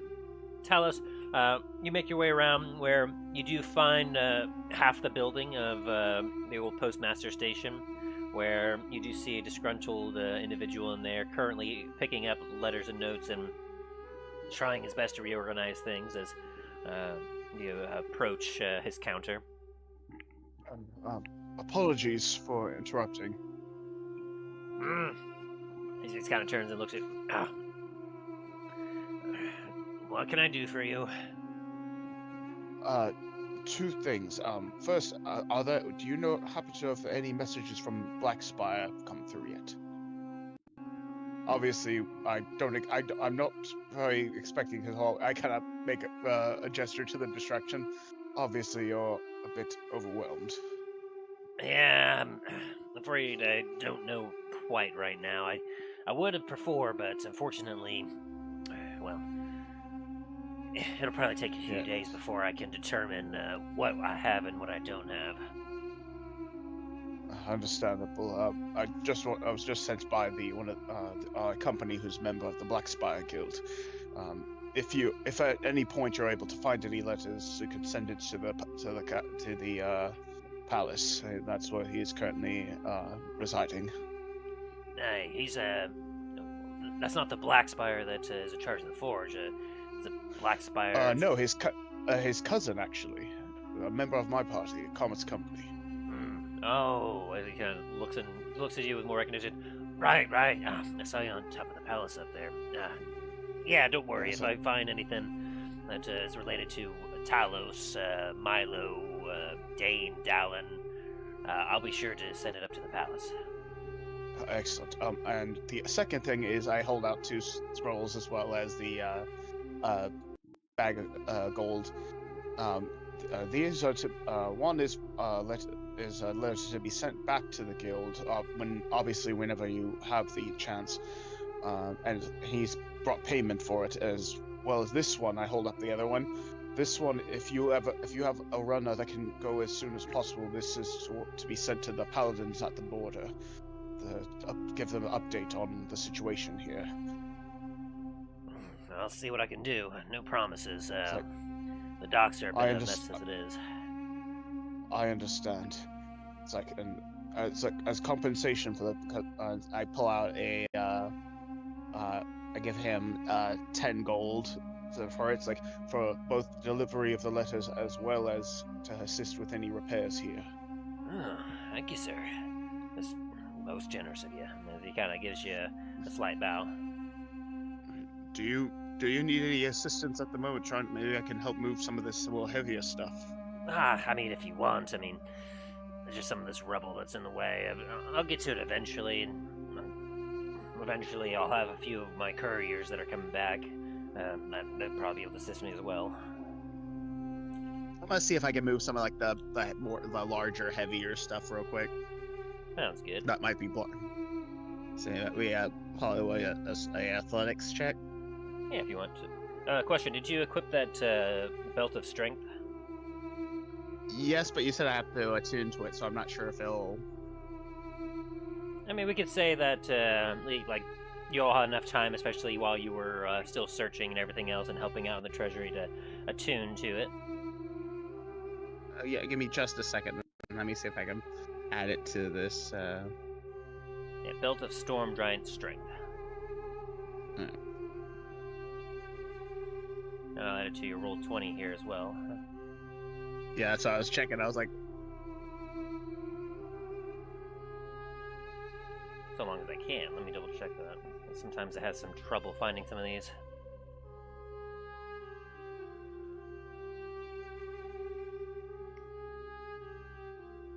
So, what all do you have attuned to yourself right now? let's see. I have the mantle, my gloves, and the sunblade. Okay, so you'll have to unattune to one of those things in order to get the benefits of the belt.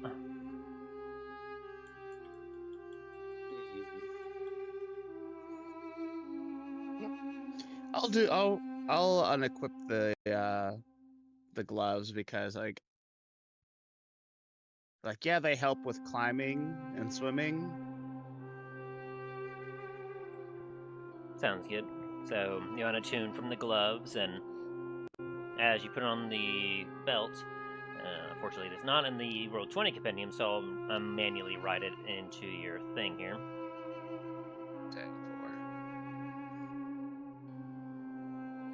But you get the It'd belt. be nice if you could wear more than.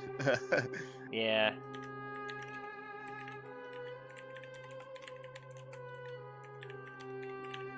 If you could, it would be unstoppable. It's like, whoa, ah. No kidding. Like, oh gosh, what's that? Like the scene from Avatar where it's like they're in the armory and he's like, Aang is like covered in all those like the gear and stuff. Actually, I could probably do it like this. That probably still kind of work technically. So if I throw this over here, and then just edit it. Still not sure how to delete some of the gear that. Yeah. Which belt did he get? Storm giant strength. He got Storm Giant? Oh wait, not storm giant. Cloud giant. Cloud giant. Sorry. If it was Storm Giant, I'd be like, He got Cloud Giant? Fuck! But still, even that, the fact that you got that is going to be, you're going to find it to be very interesting. Yeah, I've just looked it up on D&D Beyond. Jesus fucking Christ. There we go. All right, Cloud. Let me see if that fixed it up properly. There it is. Yep. All right. So if you take a look at your stats now, you should see exactly what that belt has done for you.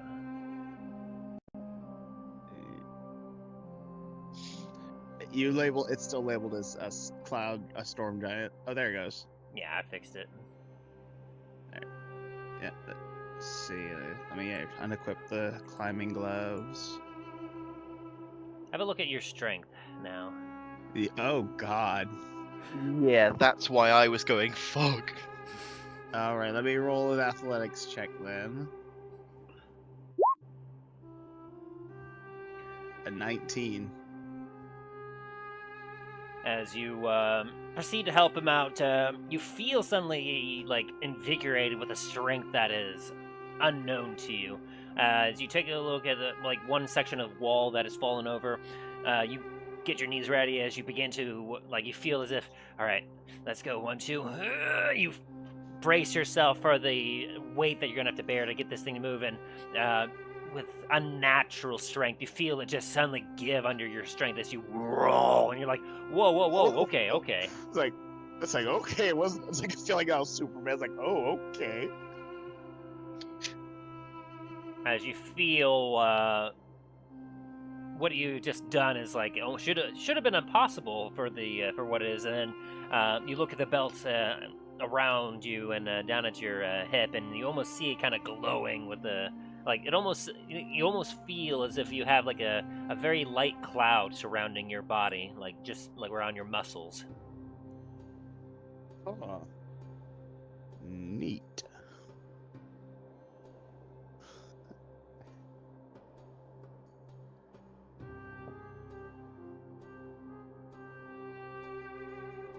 And within no time at all, you help him, and he's actually very pressed, and he's like, well, I guess I can see how you managed to defeat Thanatos. You're as strong as a mountain.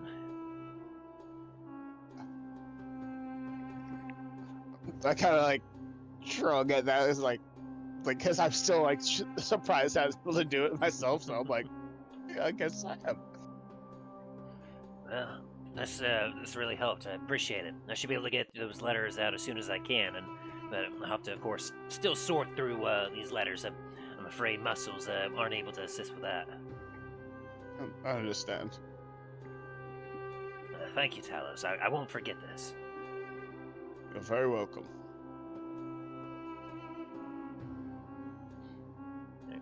And so, as you all proceed to split up and continue doing your tasks, a week will go by.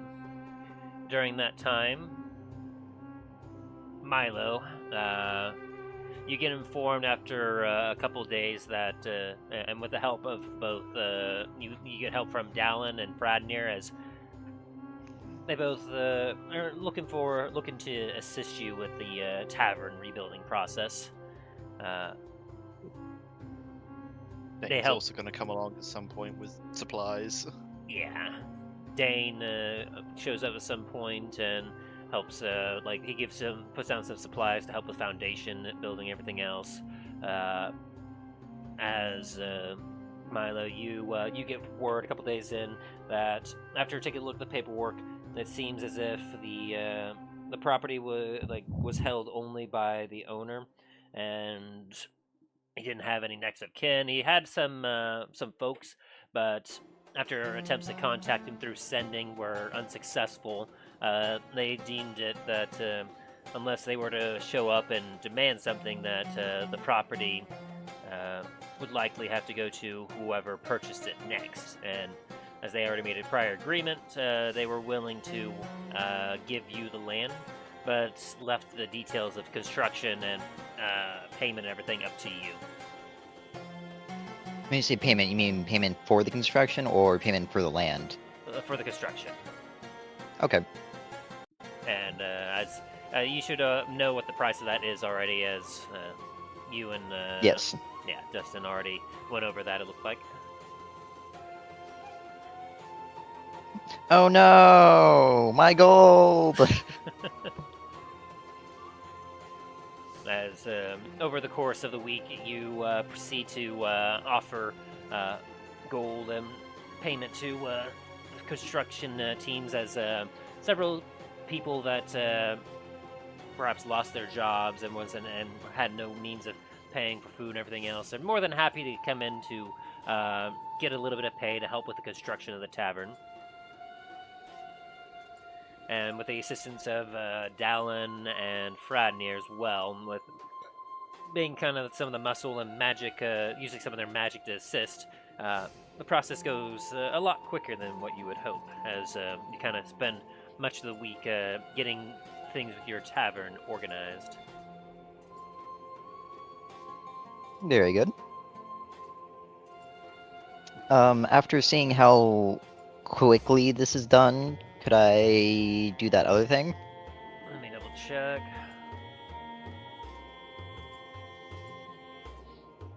Yeah, you were wanting to head to the forge, correct? Correct. Yeah, I'll say. And since Dain is here as well, could I bring him along? Yeah, you'll actually, as you late in the week, as the construction seems to be going well, you head to the forge, where you do see Dain is currently there. Dain, go ahead and give me a blacksmithing tool check, if you would, please, as you work with your cousin. Sounds good. Where is it? Oh, there it is. 16. Very nice. Your craftsmanship is as impeccable as ever, as you manage to easily construct some new nails. You get some hinges made up, as well as you make a few. You even get some time in throughout the week to build some new weapons and get some armor forged out with the help of your brother, your cousin, as well as a lot of the other workers who have a lot more time to be working now than obviously they don't have a place to drink anymore, and they beat out their frustrations on the steel. As especially they seem especially interested in helping to get the establishment rebuilt to make sure that they have a place to go unwind later. As you see Milo walk into the forge one day. I've been trying to help their the frustration slightly with using my alchemy jug to, while it's not as Yeah. much as they would like, a little bit of wine and such here and there.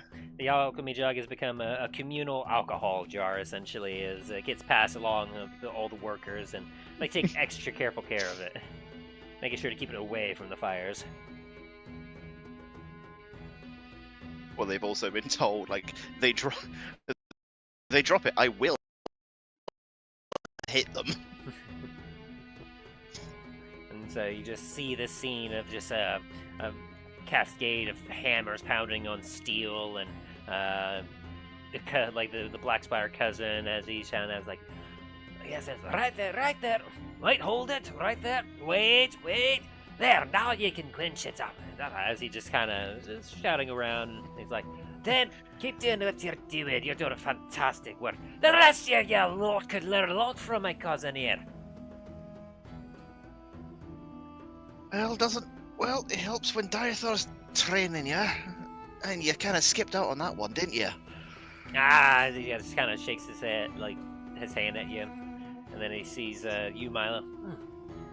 Right, this is quite a dangerous place to be walking around in, laddie. What can I do for you? You got a moment so I could talk to you? I suppose I could spare a little bit of time. You lot keep working on the next batch of nails, and over there, make sure we get some more structural supports for the corners of the buildings. I'll be right back. As he then kind of waves you towards his office. I'll go ahead and follow. As he closes the door behind him and heads over to his desk. Alright, what can I do for you, lad? Well, as you know, rebuilding the Oasis Tavern. As I assume. Yeah. Anyways, since the previous owner may have had a untimely demise, I'm in need of someone. How you found underneath the rubble. Yeah. Anyways, I'm trying to find someone else to run the place. And seeing as you've been in town for quite a while, I'm assuming you know the residents fairly well. Oh, yeah, or at least some of them. I know a few of them. You're looking for some recommendations, eh? Indeed. Well... However, there is one thing that I need from them. Aye? It gives you a bit of I need someone willing to turn a blind eye in certain situations.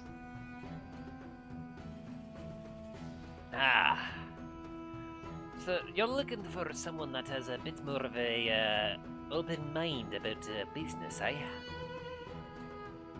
That's one way to put it, yeah. Well, give me a day or two to see who I can find. Unfortunately, I've lost track of a lot of them since the attack occurred, but give me a few days and I'll see who I can find, and I'll send them your way. Very good, thank you. Of course.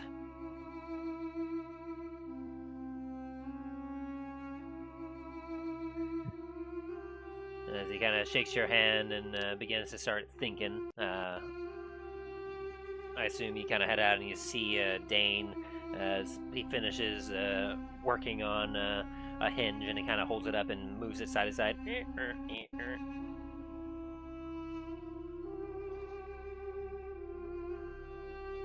Well, looks like you've been busy, Dain.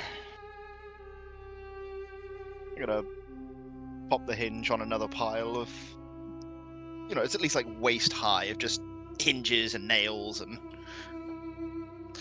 all neatly sorted, but definitely a large pile. You could see that. decided to relax a little bit after our adventures and, well, do some foraging. To each their own. I didn't expect you would have work be relaxing, but again, to each their own. Hey, this. Well, it's not exactly the most easy of work. It's a nice pastime, especially when you don't have my grandfather breathing down your neck because you've accidentally dinged a quarter of an inch off the edge of a blade. Didn't Mal's stop gonna hearing go. about that for years. Mal's gonna go up right behind Dain and physically start breathing down his neck. Is this better?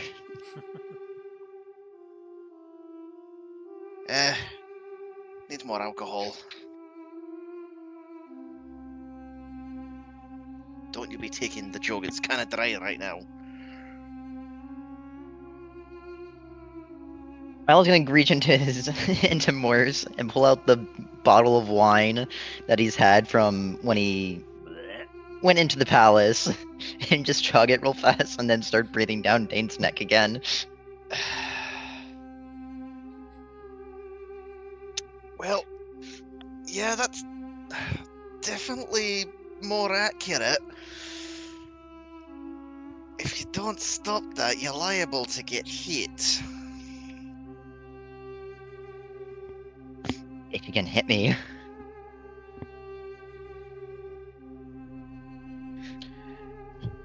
You're in a forge. There's a lot of places you have to deke around. And dwarves are very good at throwing these hammers. Well, if you throw it at anything like you do your shield, would not surprise me. Anyways, I'm gonna let you get back to work before I actually do get hit. Oh yeah, how's the tavern coming along? It's gonna be a while. But it's definitely getting there, thankfully. Hey, that's good. I'm guessing that's what you were chatting to Rorlick about. Uh, something like that.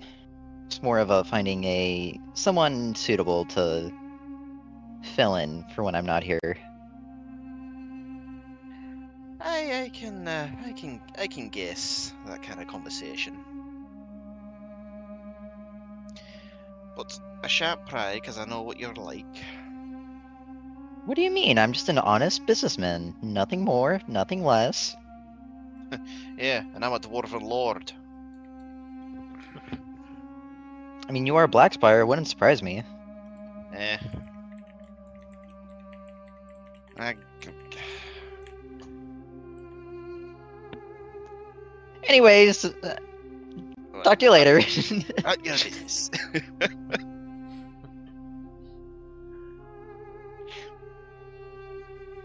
Right, goes in there. Aye? Mate, I think I might have found some extra Black Spire reserve if you wanted to store some of that in that new flask that you found there.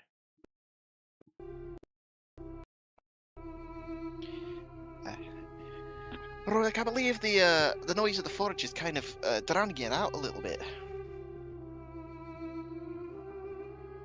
Right, fair enough, we'll talk a little later tonight after we're done with our work. Aye.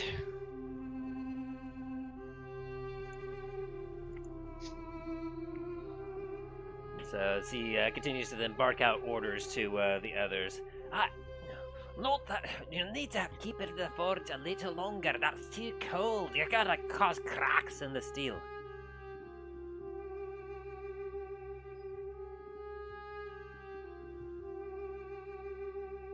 As the forge continues to hammer out and continue its work.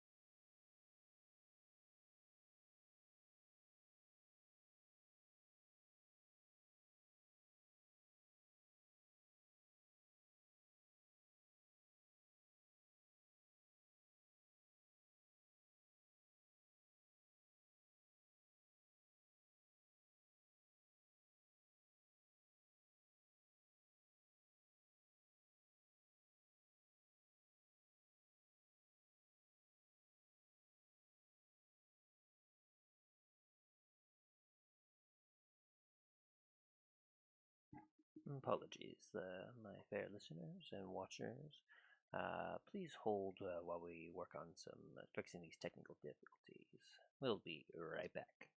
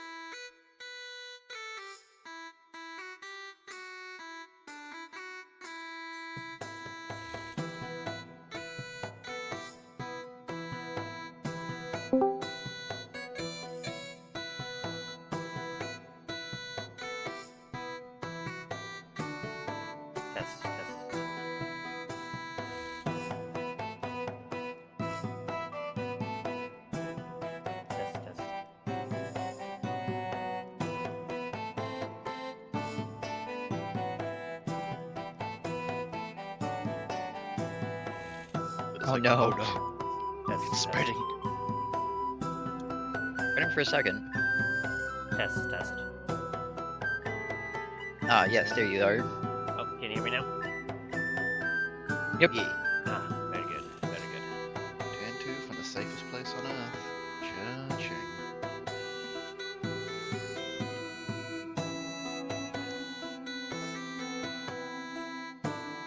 Okay. So then, if we are back, you all can hear me. See.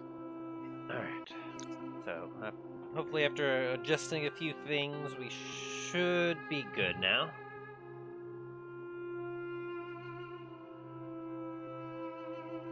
Alright. So, when we left off before our intermission there,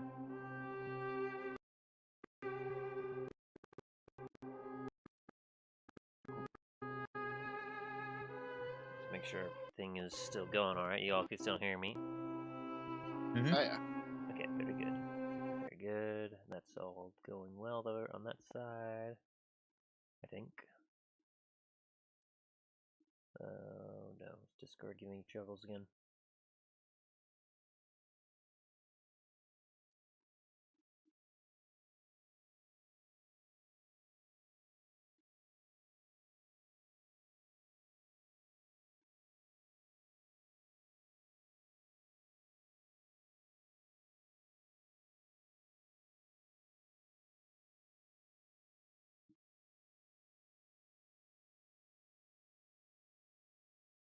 Hmm.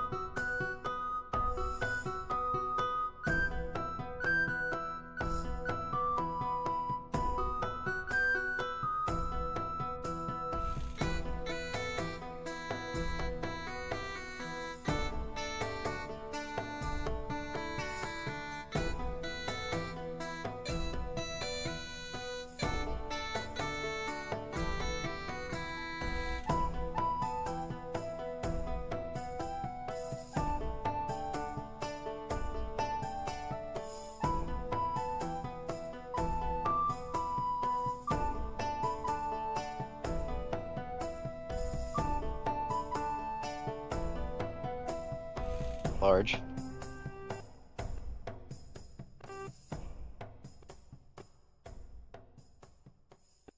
All's good?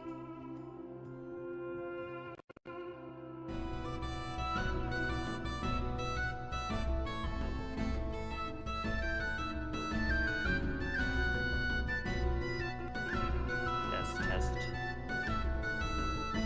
Oh, hi. Hey, okay, that wasn't as bad this time. And then crashed completely out of Discord again. This time it just was very quiet and unresponsive for like a minute there. Not quite sure exactly what's happening. I think like Discord, like everything else I've been checking has been alright. Nothing seems to be clashing with one another, so I don't know. Discord is just struggling this time around, looks like. Like, something is a little different, is slightly different. I'm gonna have a panic attack.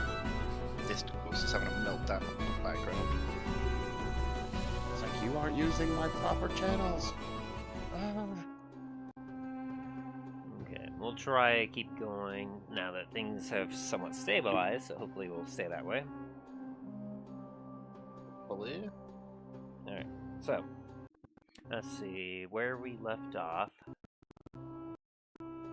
Milo just finished talking to Dane's cousin.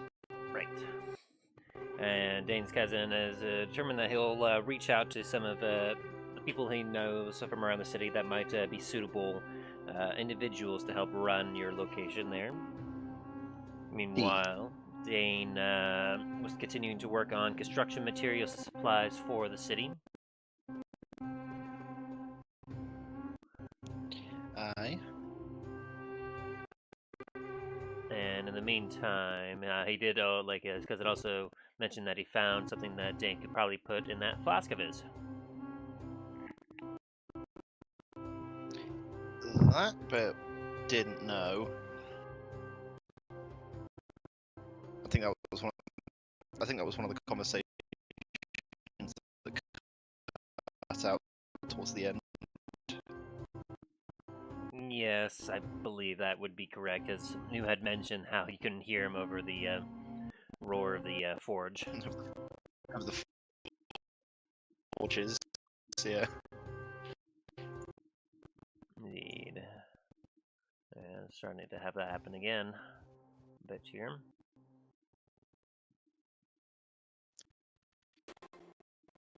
Hopefully. I wonder if I cut ship out, maybe that might help here. I hate to keep you guys from music, but let's see what this does.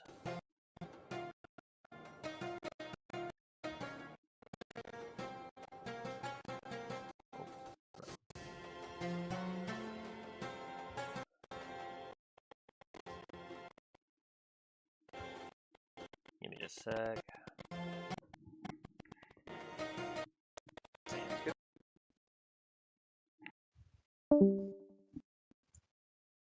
Alright, let's see if that might help.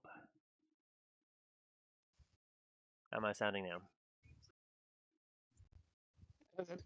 Sounding about the same, maybe a little bit better, I think. Okay, you all aren't cutting in and out as badly. Maybe it wasn't Discord, but it was Chip. Maybe. Possibility. Well, so that way we aren't standing in silence. Let me get some ambiance going inside roll 20. Let's go with you. See how that sounds.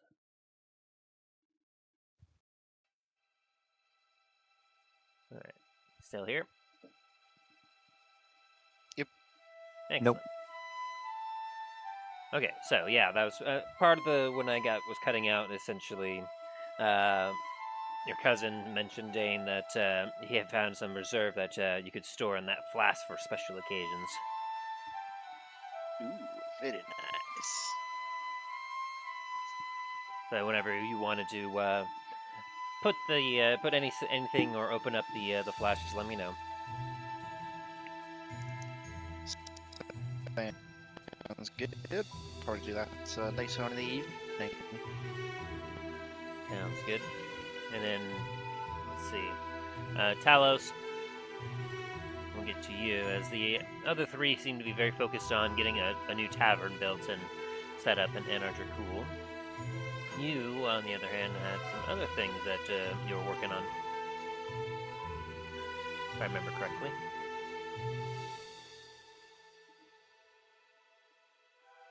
Are you still there, Talos?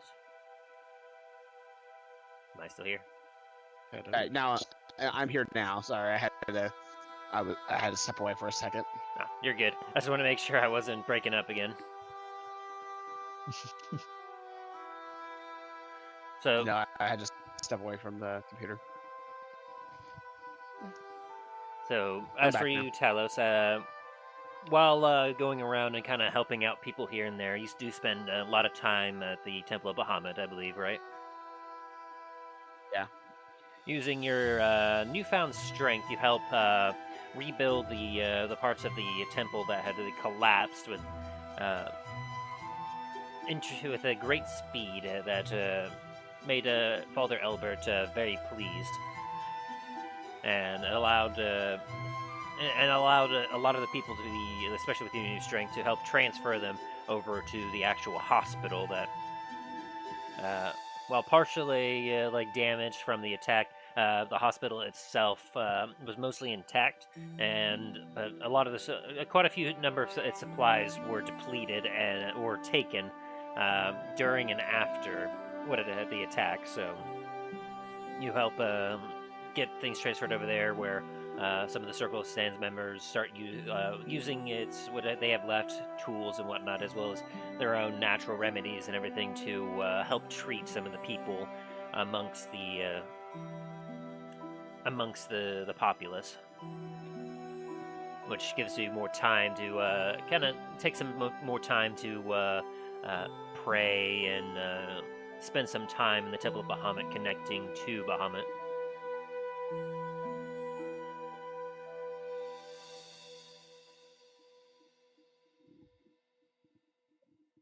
During which time, as on one of the times that you spend in the temple, you think back on the battle that you had against Thanatos, and you remember that guardian that you were able to somehow summon forth. And as you kind of ponder and think about it, you get a feeling that from Bahamut as you pray that essentially Bahamut recognized your need was dire at that moment, and that perhaps in the future you might have more need of his direct intervention, and has given you the ability, since you have become strong enough, to summon forth one of his mighty guardians to aid you in combat when you have the strength to call him forth. And so you essentially have an angel that as per your spell, you're able to summon. And you know that you're able to summon this particular guardian and have them stand in place for up to 8 hours to deny any access to anything that is evil or anything that would dare try to approach.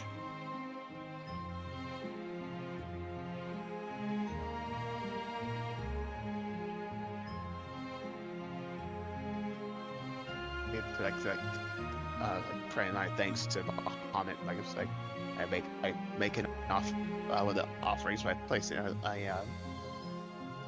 platinum piece as an offering as I pray.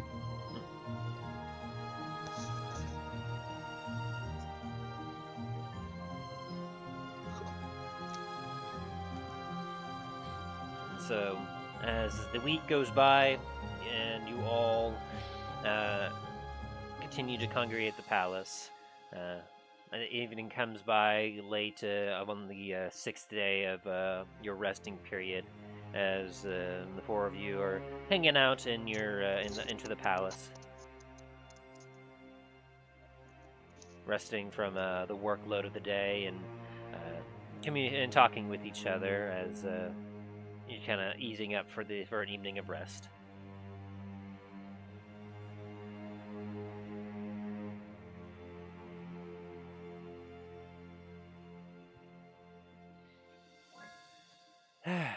I don't think I've ever wood carved so much in my life.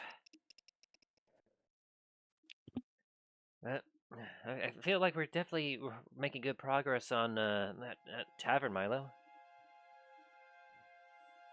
Seems like it. Hopefully, sometime soon, I hear back from Dain's cousin. Find out someone who can run it while I'm not here. The city's fairly large. I'm sure there's probably someone that'd be up for the task. It's more so finding one with the right requirements, so to speak. Well, yeah, you don't want anyone sketchy or anything to run a business for you.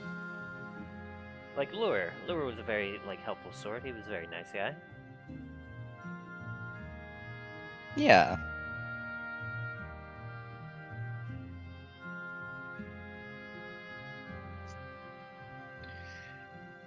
Lord he is quite a nice guy.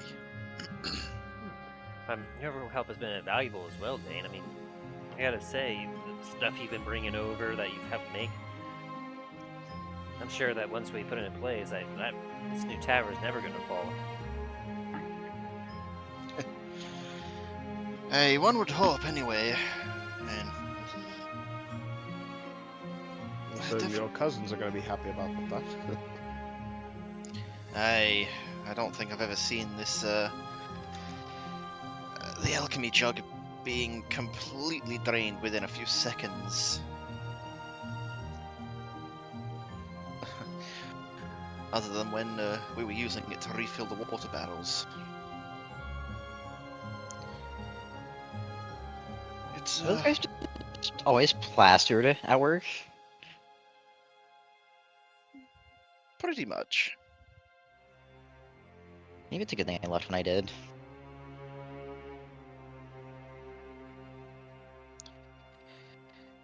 Turns out it's mostly been me and Rorik actually doing most of the work. Apparently a lot of the other blacksmiths have been and the apprentices have been indulging a little too much, and Rorik kind of found out. Oh, it was loud. I would imagine so. But at the same time, you can't blame them too much after everything that's happened.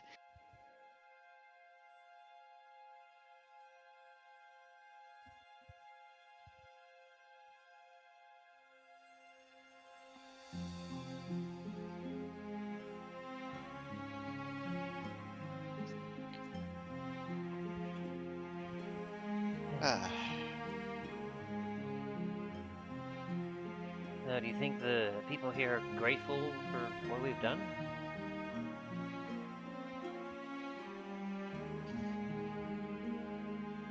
Hard to tell on that front. And they are. We- It's difficult to tell. On a, What I got from the people I met at the church, they seem extremely grateful. Well, yeah, grateful that they're getting healed. Or not dying, but it's also hard to tell just because I don't think most of them knew what his plan was. No, I suppose you're right. I mean, we only just barely learned about it ourselves, so it seemed to be they kept it pretty secret.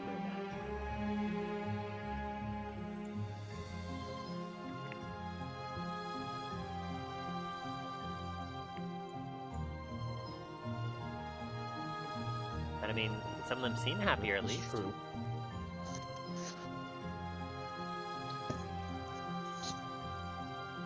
Oh.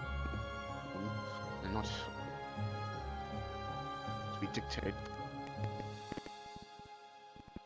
and controlled without their own Aye, will. that is that. Hopefully, as well, they will. They'll also. Thanatos isn't pulling the strings, or at least his son. Actually, make it a place that they can all benefit from. Speaking of, I mean, Rahnos said that he was able to cast him out, but then he's still out there, right? Hopefully that gives us enough time to prepare and give the people here at least enough time.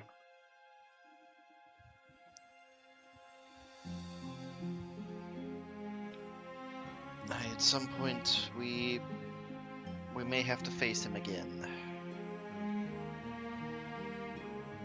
This time, that time probably without the aid of, well, sucking him into the desert somewhere. No doubt. I imagine we'll probably have to finish it for good that time.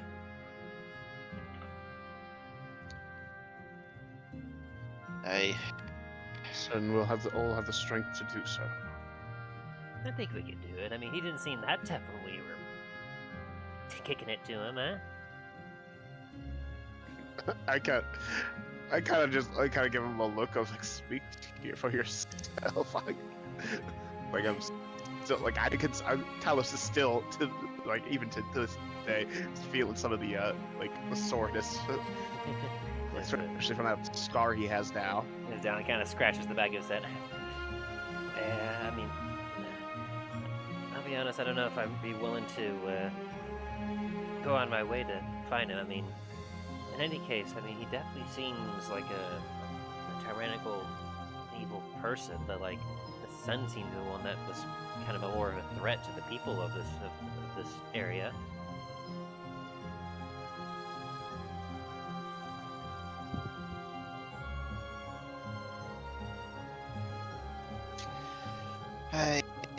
But we don't know how much sway over everything the actual Lord has.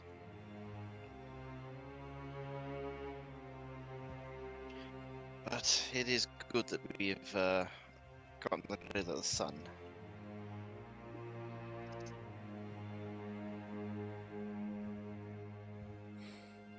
Especially with all the machinations and stuff he was doing.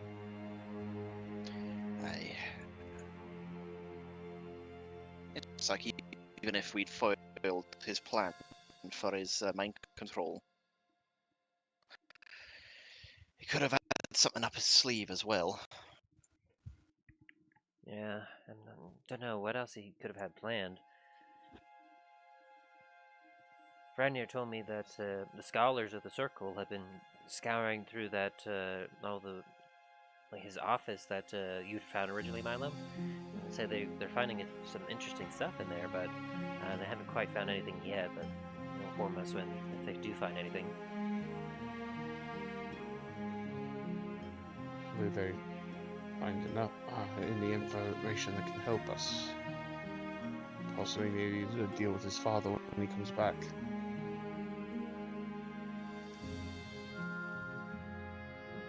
So do you really think, Talos, that Maldraxxus had something to do with all this?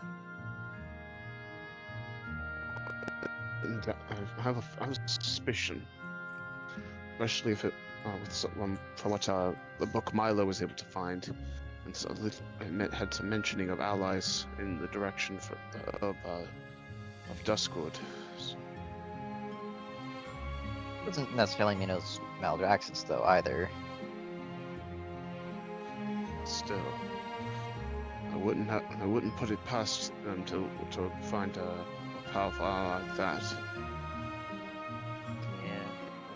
If he was able to be successful, I'm pretty sure his plan was to get them involved and then eventually mind control them as well. Yeah, that would have been terrifying if Thanatos had a lich under his command. We had to deal with both of them at the same time. Can you imagine?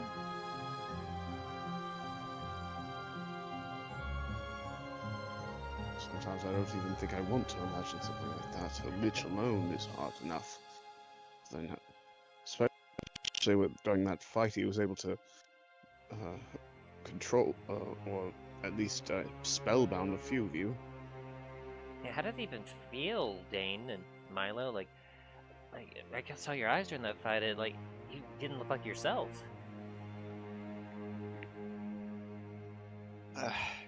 It's like you didn't recognize us. What are you talking about? During the fight, he somehow enchanted you to turn you against us, you and Dain. I know Dain did that. I didn't realize. Oh, yeah, I guess that would make sense why I kind of just blacked out there for a minute. Huh. Yeah, that does. I'm still not sure how did he do that? Well, you see, there's this thing called magic. I get that, but like normally there's some type of magic like that. They need some type of thing to conduit or focus it. And what was up with his sword? Did you see his fucking sword? How it was fucking whistling and all that shit? It's so weird. And you still sit here and ask, how's that work? It sounded almost like it was singing while it was swinging around.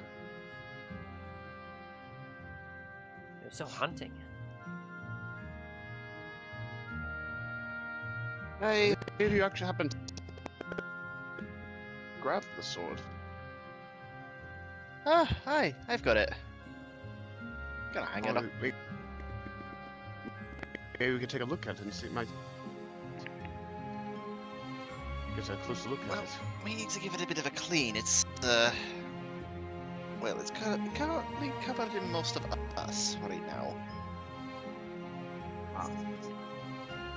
As Dain pulls it out, you see like some dried black stuff kind of caked up on parts of the edges inside of the blade, and especially down near the hilt.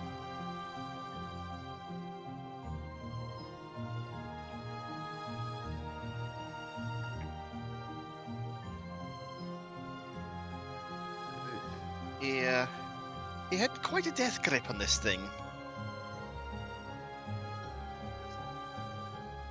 When I went back into the throne room to recover it, even in death, he did not want to let it go.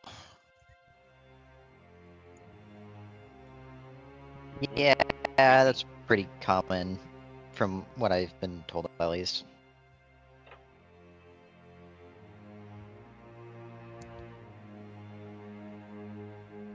I just think it's kind of creepy. So, like, if you swung that thing, would it, like, whistle? Would it, like, make some noise?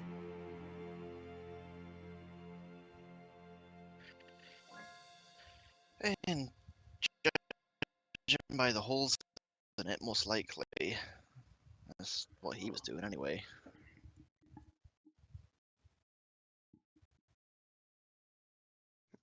That's the first time I've ever seen magic used in that type of way, especially a sword used that kind of way.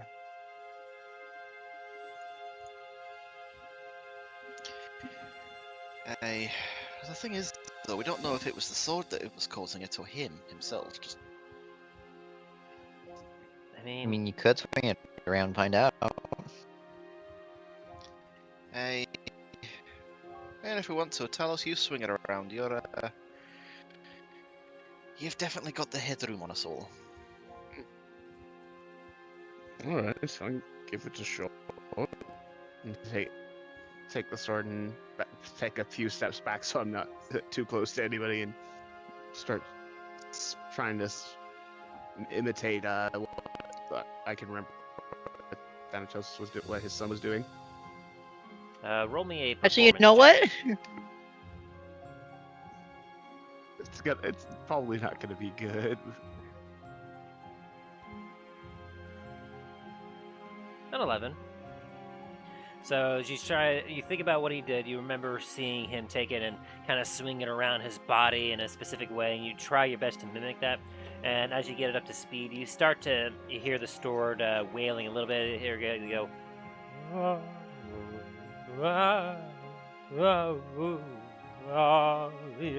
This is weird.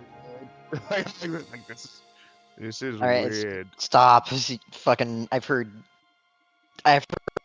Greyhound sing better than that. I'm not. It definitely seems to, like, I mean, I guess if you know how to use it, I mean, you'd be able to, like, make it sing right, I guess.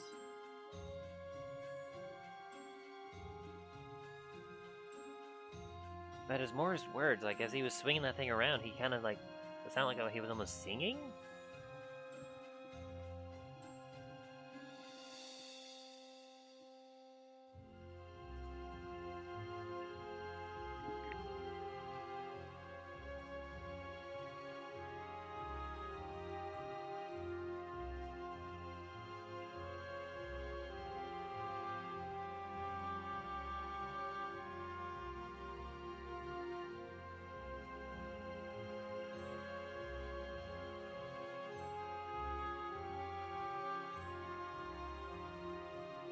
Uh-oh, I don't think I can hear myself or you guys anymore.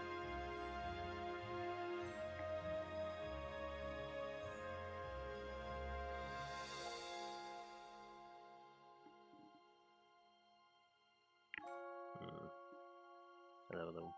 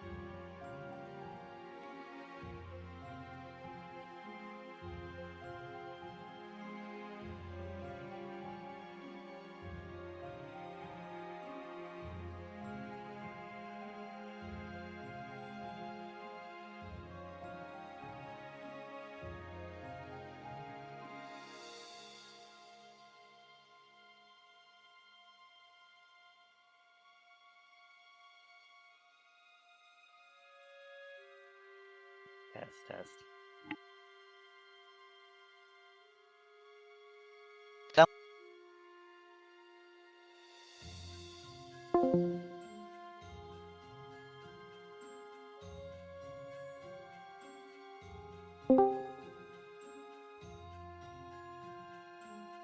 Hello. Can hear you. There we go. Alright, I still have no idea what's going on with my stuff here. Everything else is working alright.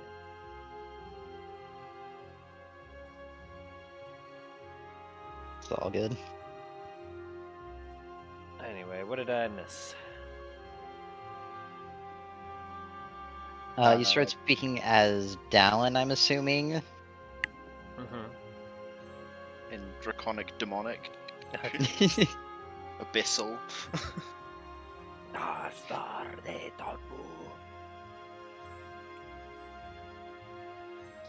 Pretty much. I thought you were speaking as Greyhound, just going freaking out, like gimme. How much pomegranates? Yeah, honestly, a mix between those two is pretty much what we heard. Sounds about right. Yeah. Discord would have. Well, I gave the sword back to Dain because I was like, Talos is just like, this sword's just weird. It's like, how could someone fight with something that has holes in it? Fair enough. Fair enough.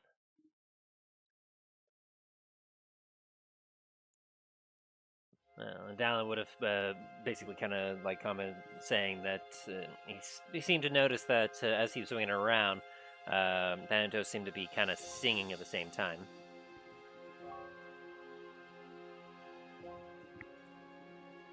Oh dear. Is it doing it again?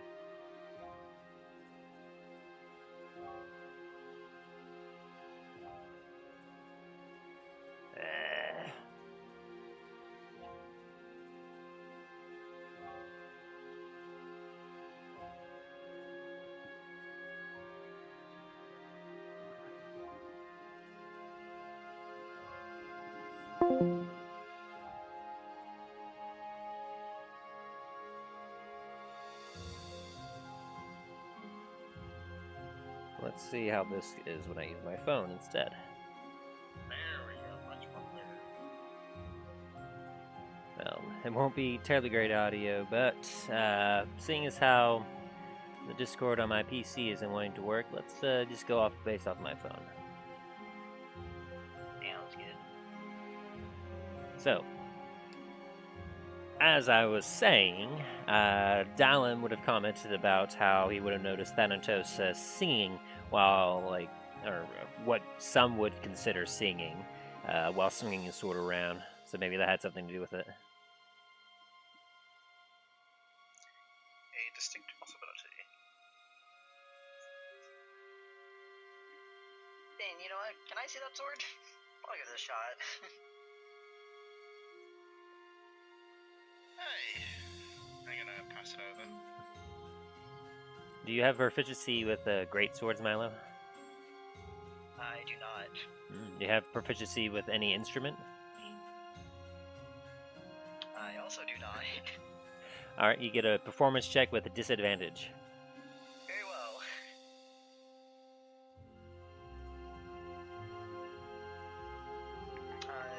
23. Good God.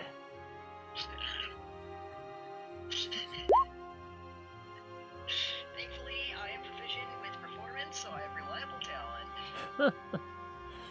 Well, you all watch very interestingly as Milo takes this greatsword, which is bigger than he is, and then he proceeds to start spinning around, and the greatsword, or like the tip, remains on the ground itself, but Milo seems to turn into a top as he kind of spins around with it, and you all get a bit of an interesting performance where it looks almost as if Milo is breakdancing, while you all get an interesting song of oh, oh, oh, oh, oh, oh.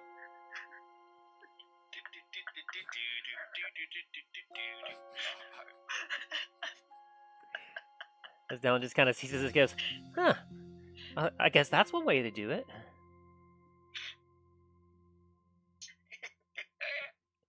After I'm done, I'm just gonna slam you do it. Sweat pouring off your brow and your breath absolutely about to heave.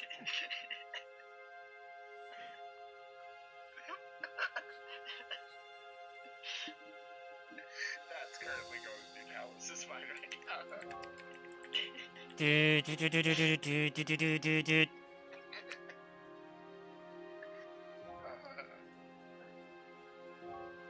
Morris, I'm a little disappointed that you were not my backup singer for this.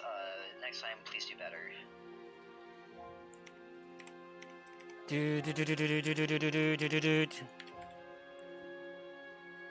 Oh, thank you. I appreciate that.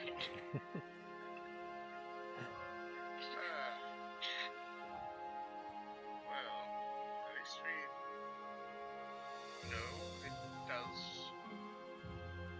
something. Well, I didn't see anyone start to fall under Milo's spell or anything, so I guess it's not magical? Maybe it was just his, like, spellcasting focus.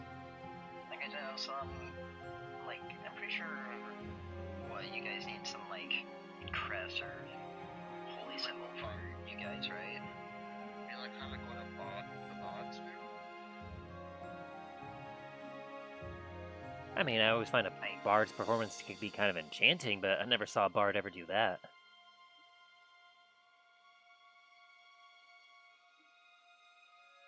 I mean, heck, for me, I just kind of just have my magic within me. I just kind of draw it forth and just kind of let it erupt. I don't know about you two, though. I mean, also, every time that, at least for me, I've asked a wizard or something to, like, take a look at some magic item, they kind of have to use their spell book. And Talos, you know, you have, of course, like, your symbol of Bahamut, and Dain, you have your amulet from Blackspire that, you know, that you kind of focus through that whenever you cast any of your magic.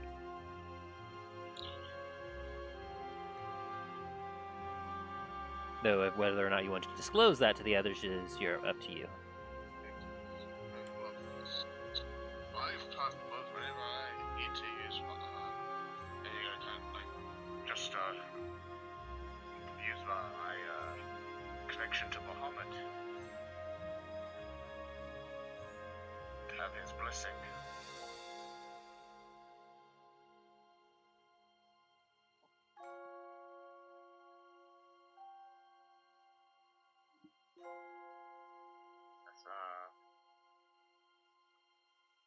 Perhaps it's something that some power that Thanatos had himself, maybe.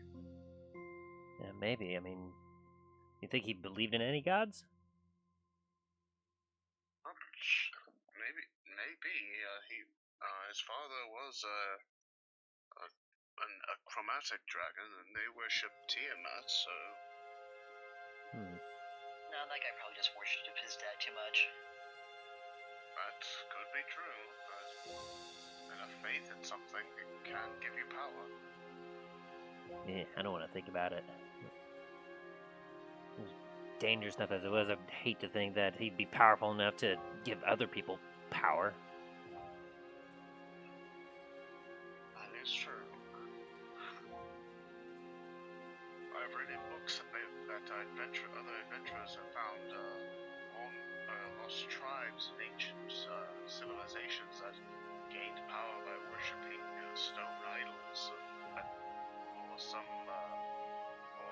other being or creature that was powerful, worshipped it enough that it gained power itself.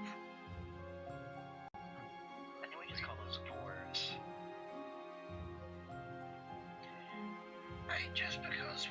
Just because we don't really have many gods and we mostly have the ancestors.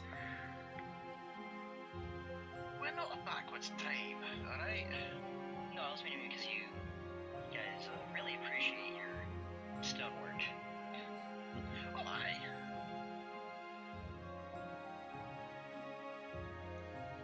Oh, definitely. Like, I know it was what we had to do, but it did did slightly hurt when we had to destroy that statue in the throne room. Yeah, that was needed though. That was a Had to be done. yeah, that was a bad statue. Like I said, I knew it had to be done. Still hurts though. We were ridding the world of terrible craftsmanship. Look at it that way. Yeah, I can get behind that. I mean, Rahnos did say that that statue was originated from the Feywild. I believe so. Might have been used as originally as most likely something tough for offerings or conduits of some kind, maybe. Which is probably why he was using it himself. Quite possibly. Honestly, I'm just glad it's gone and all the people that were enslaved here are now free. Agreed. Did you learn anything about how it might have affected anyone? Was there any psychic backlash? Or... Well, I mean, a lot of the people from what me and Franir were going around and checking on everyone, they were rather dazed and confused. Most were still attempting to do the same tasks that they had previously because they were afraid of what would happen if they didn't. But we were able to. We've been slowly working and helping to rehabilitate them. How's Sophia doing, by the way? No, she's doing a lot better. She returned to the palace with the rest of the circle once the city was deemed safe enough for them to return, and she's been able to start communicating more freely. She's not nearly as nervous as she was before, and she's expressed interest with returning back to Port Lamontagne to get back to her father. Maybe we can contact Barbosa and see if how far away his ship is. Yeah, I mean, I imagine we probably should be able to. I mean, last that I contacted him through obviously the sending stone. As Dallin just kind of holds it out, and that was how I was able to find you all. But I haven't really contacted him since. I mean, what was the agreements with him that you all had before you came and snuck into Anarchal? Mainly it was just to kind of get us here, and if we needed assistance later, we could contact him and leave. There's more, but mostly just getting here. No, that does raise a good question. What are we planning on doing after this? Personally, I would like to try to get back to the port and once back there, we can try to refurbish ourselves and probably check on the citadel. And after that, we could probably, I'd like to personally try to head over back to Duskwood and see what the situation over there has improved at all, especially with all those undead. What say you, Dain?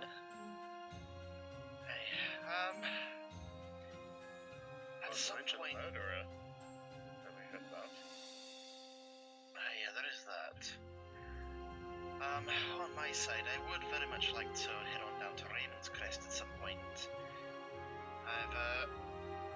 I've heard about something that I'm looking for is down there, and possibly being put up for auction soon. So probably need to go down there at some point to recover it, or else it's gonna disappear again. Well, I don't have much plans. I mean, I came and helped my brother. I found him, and well, he expressed interest with also returning to Port Lamontagne.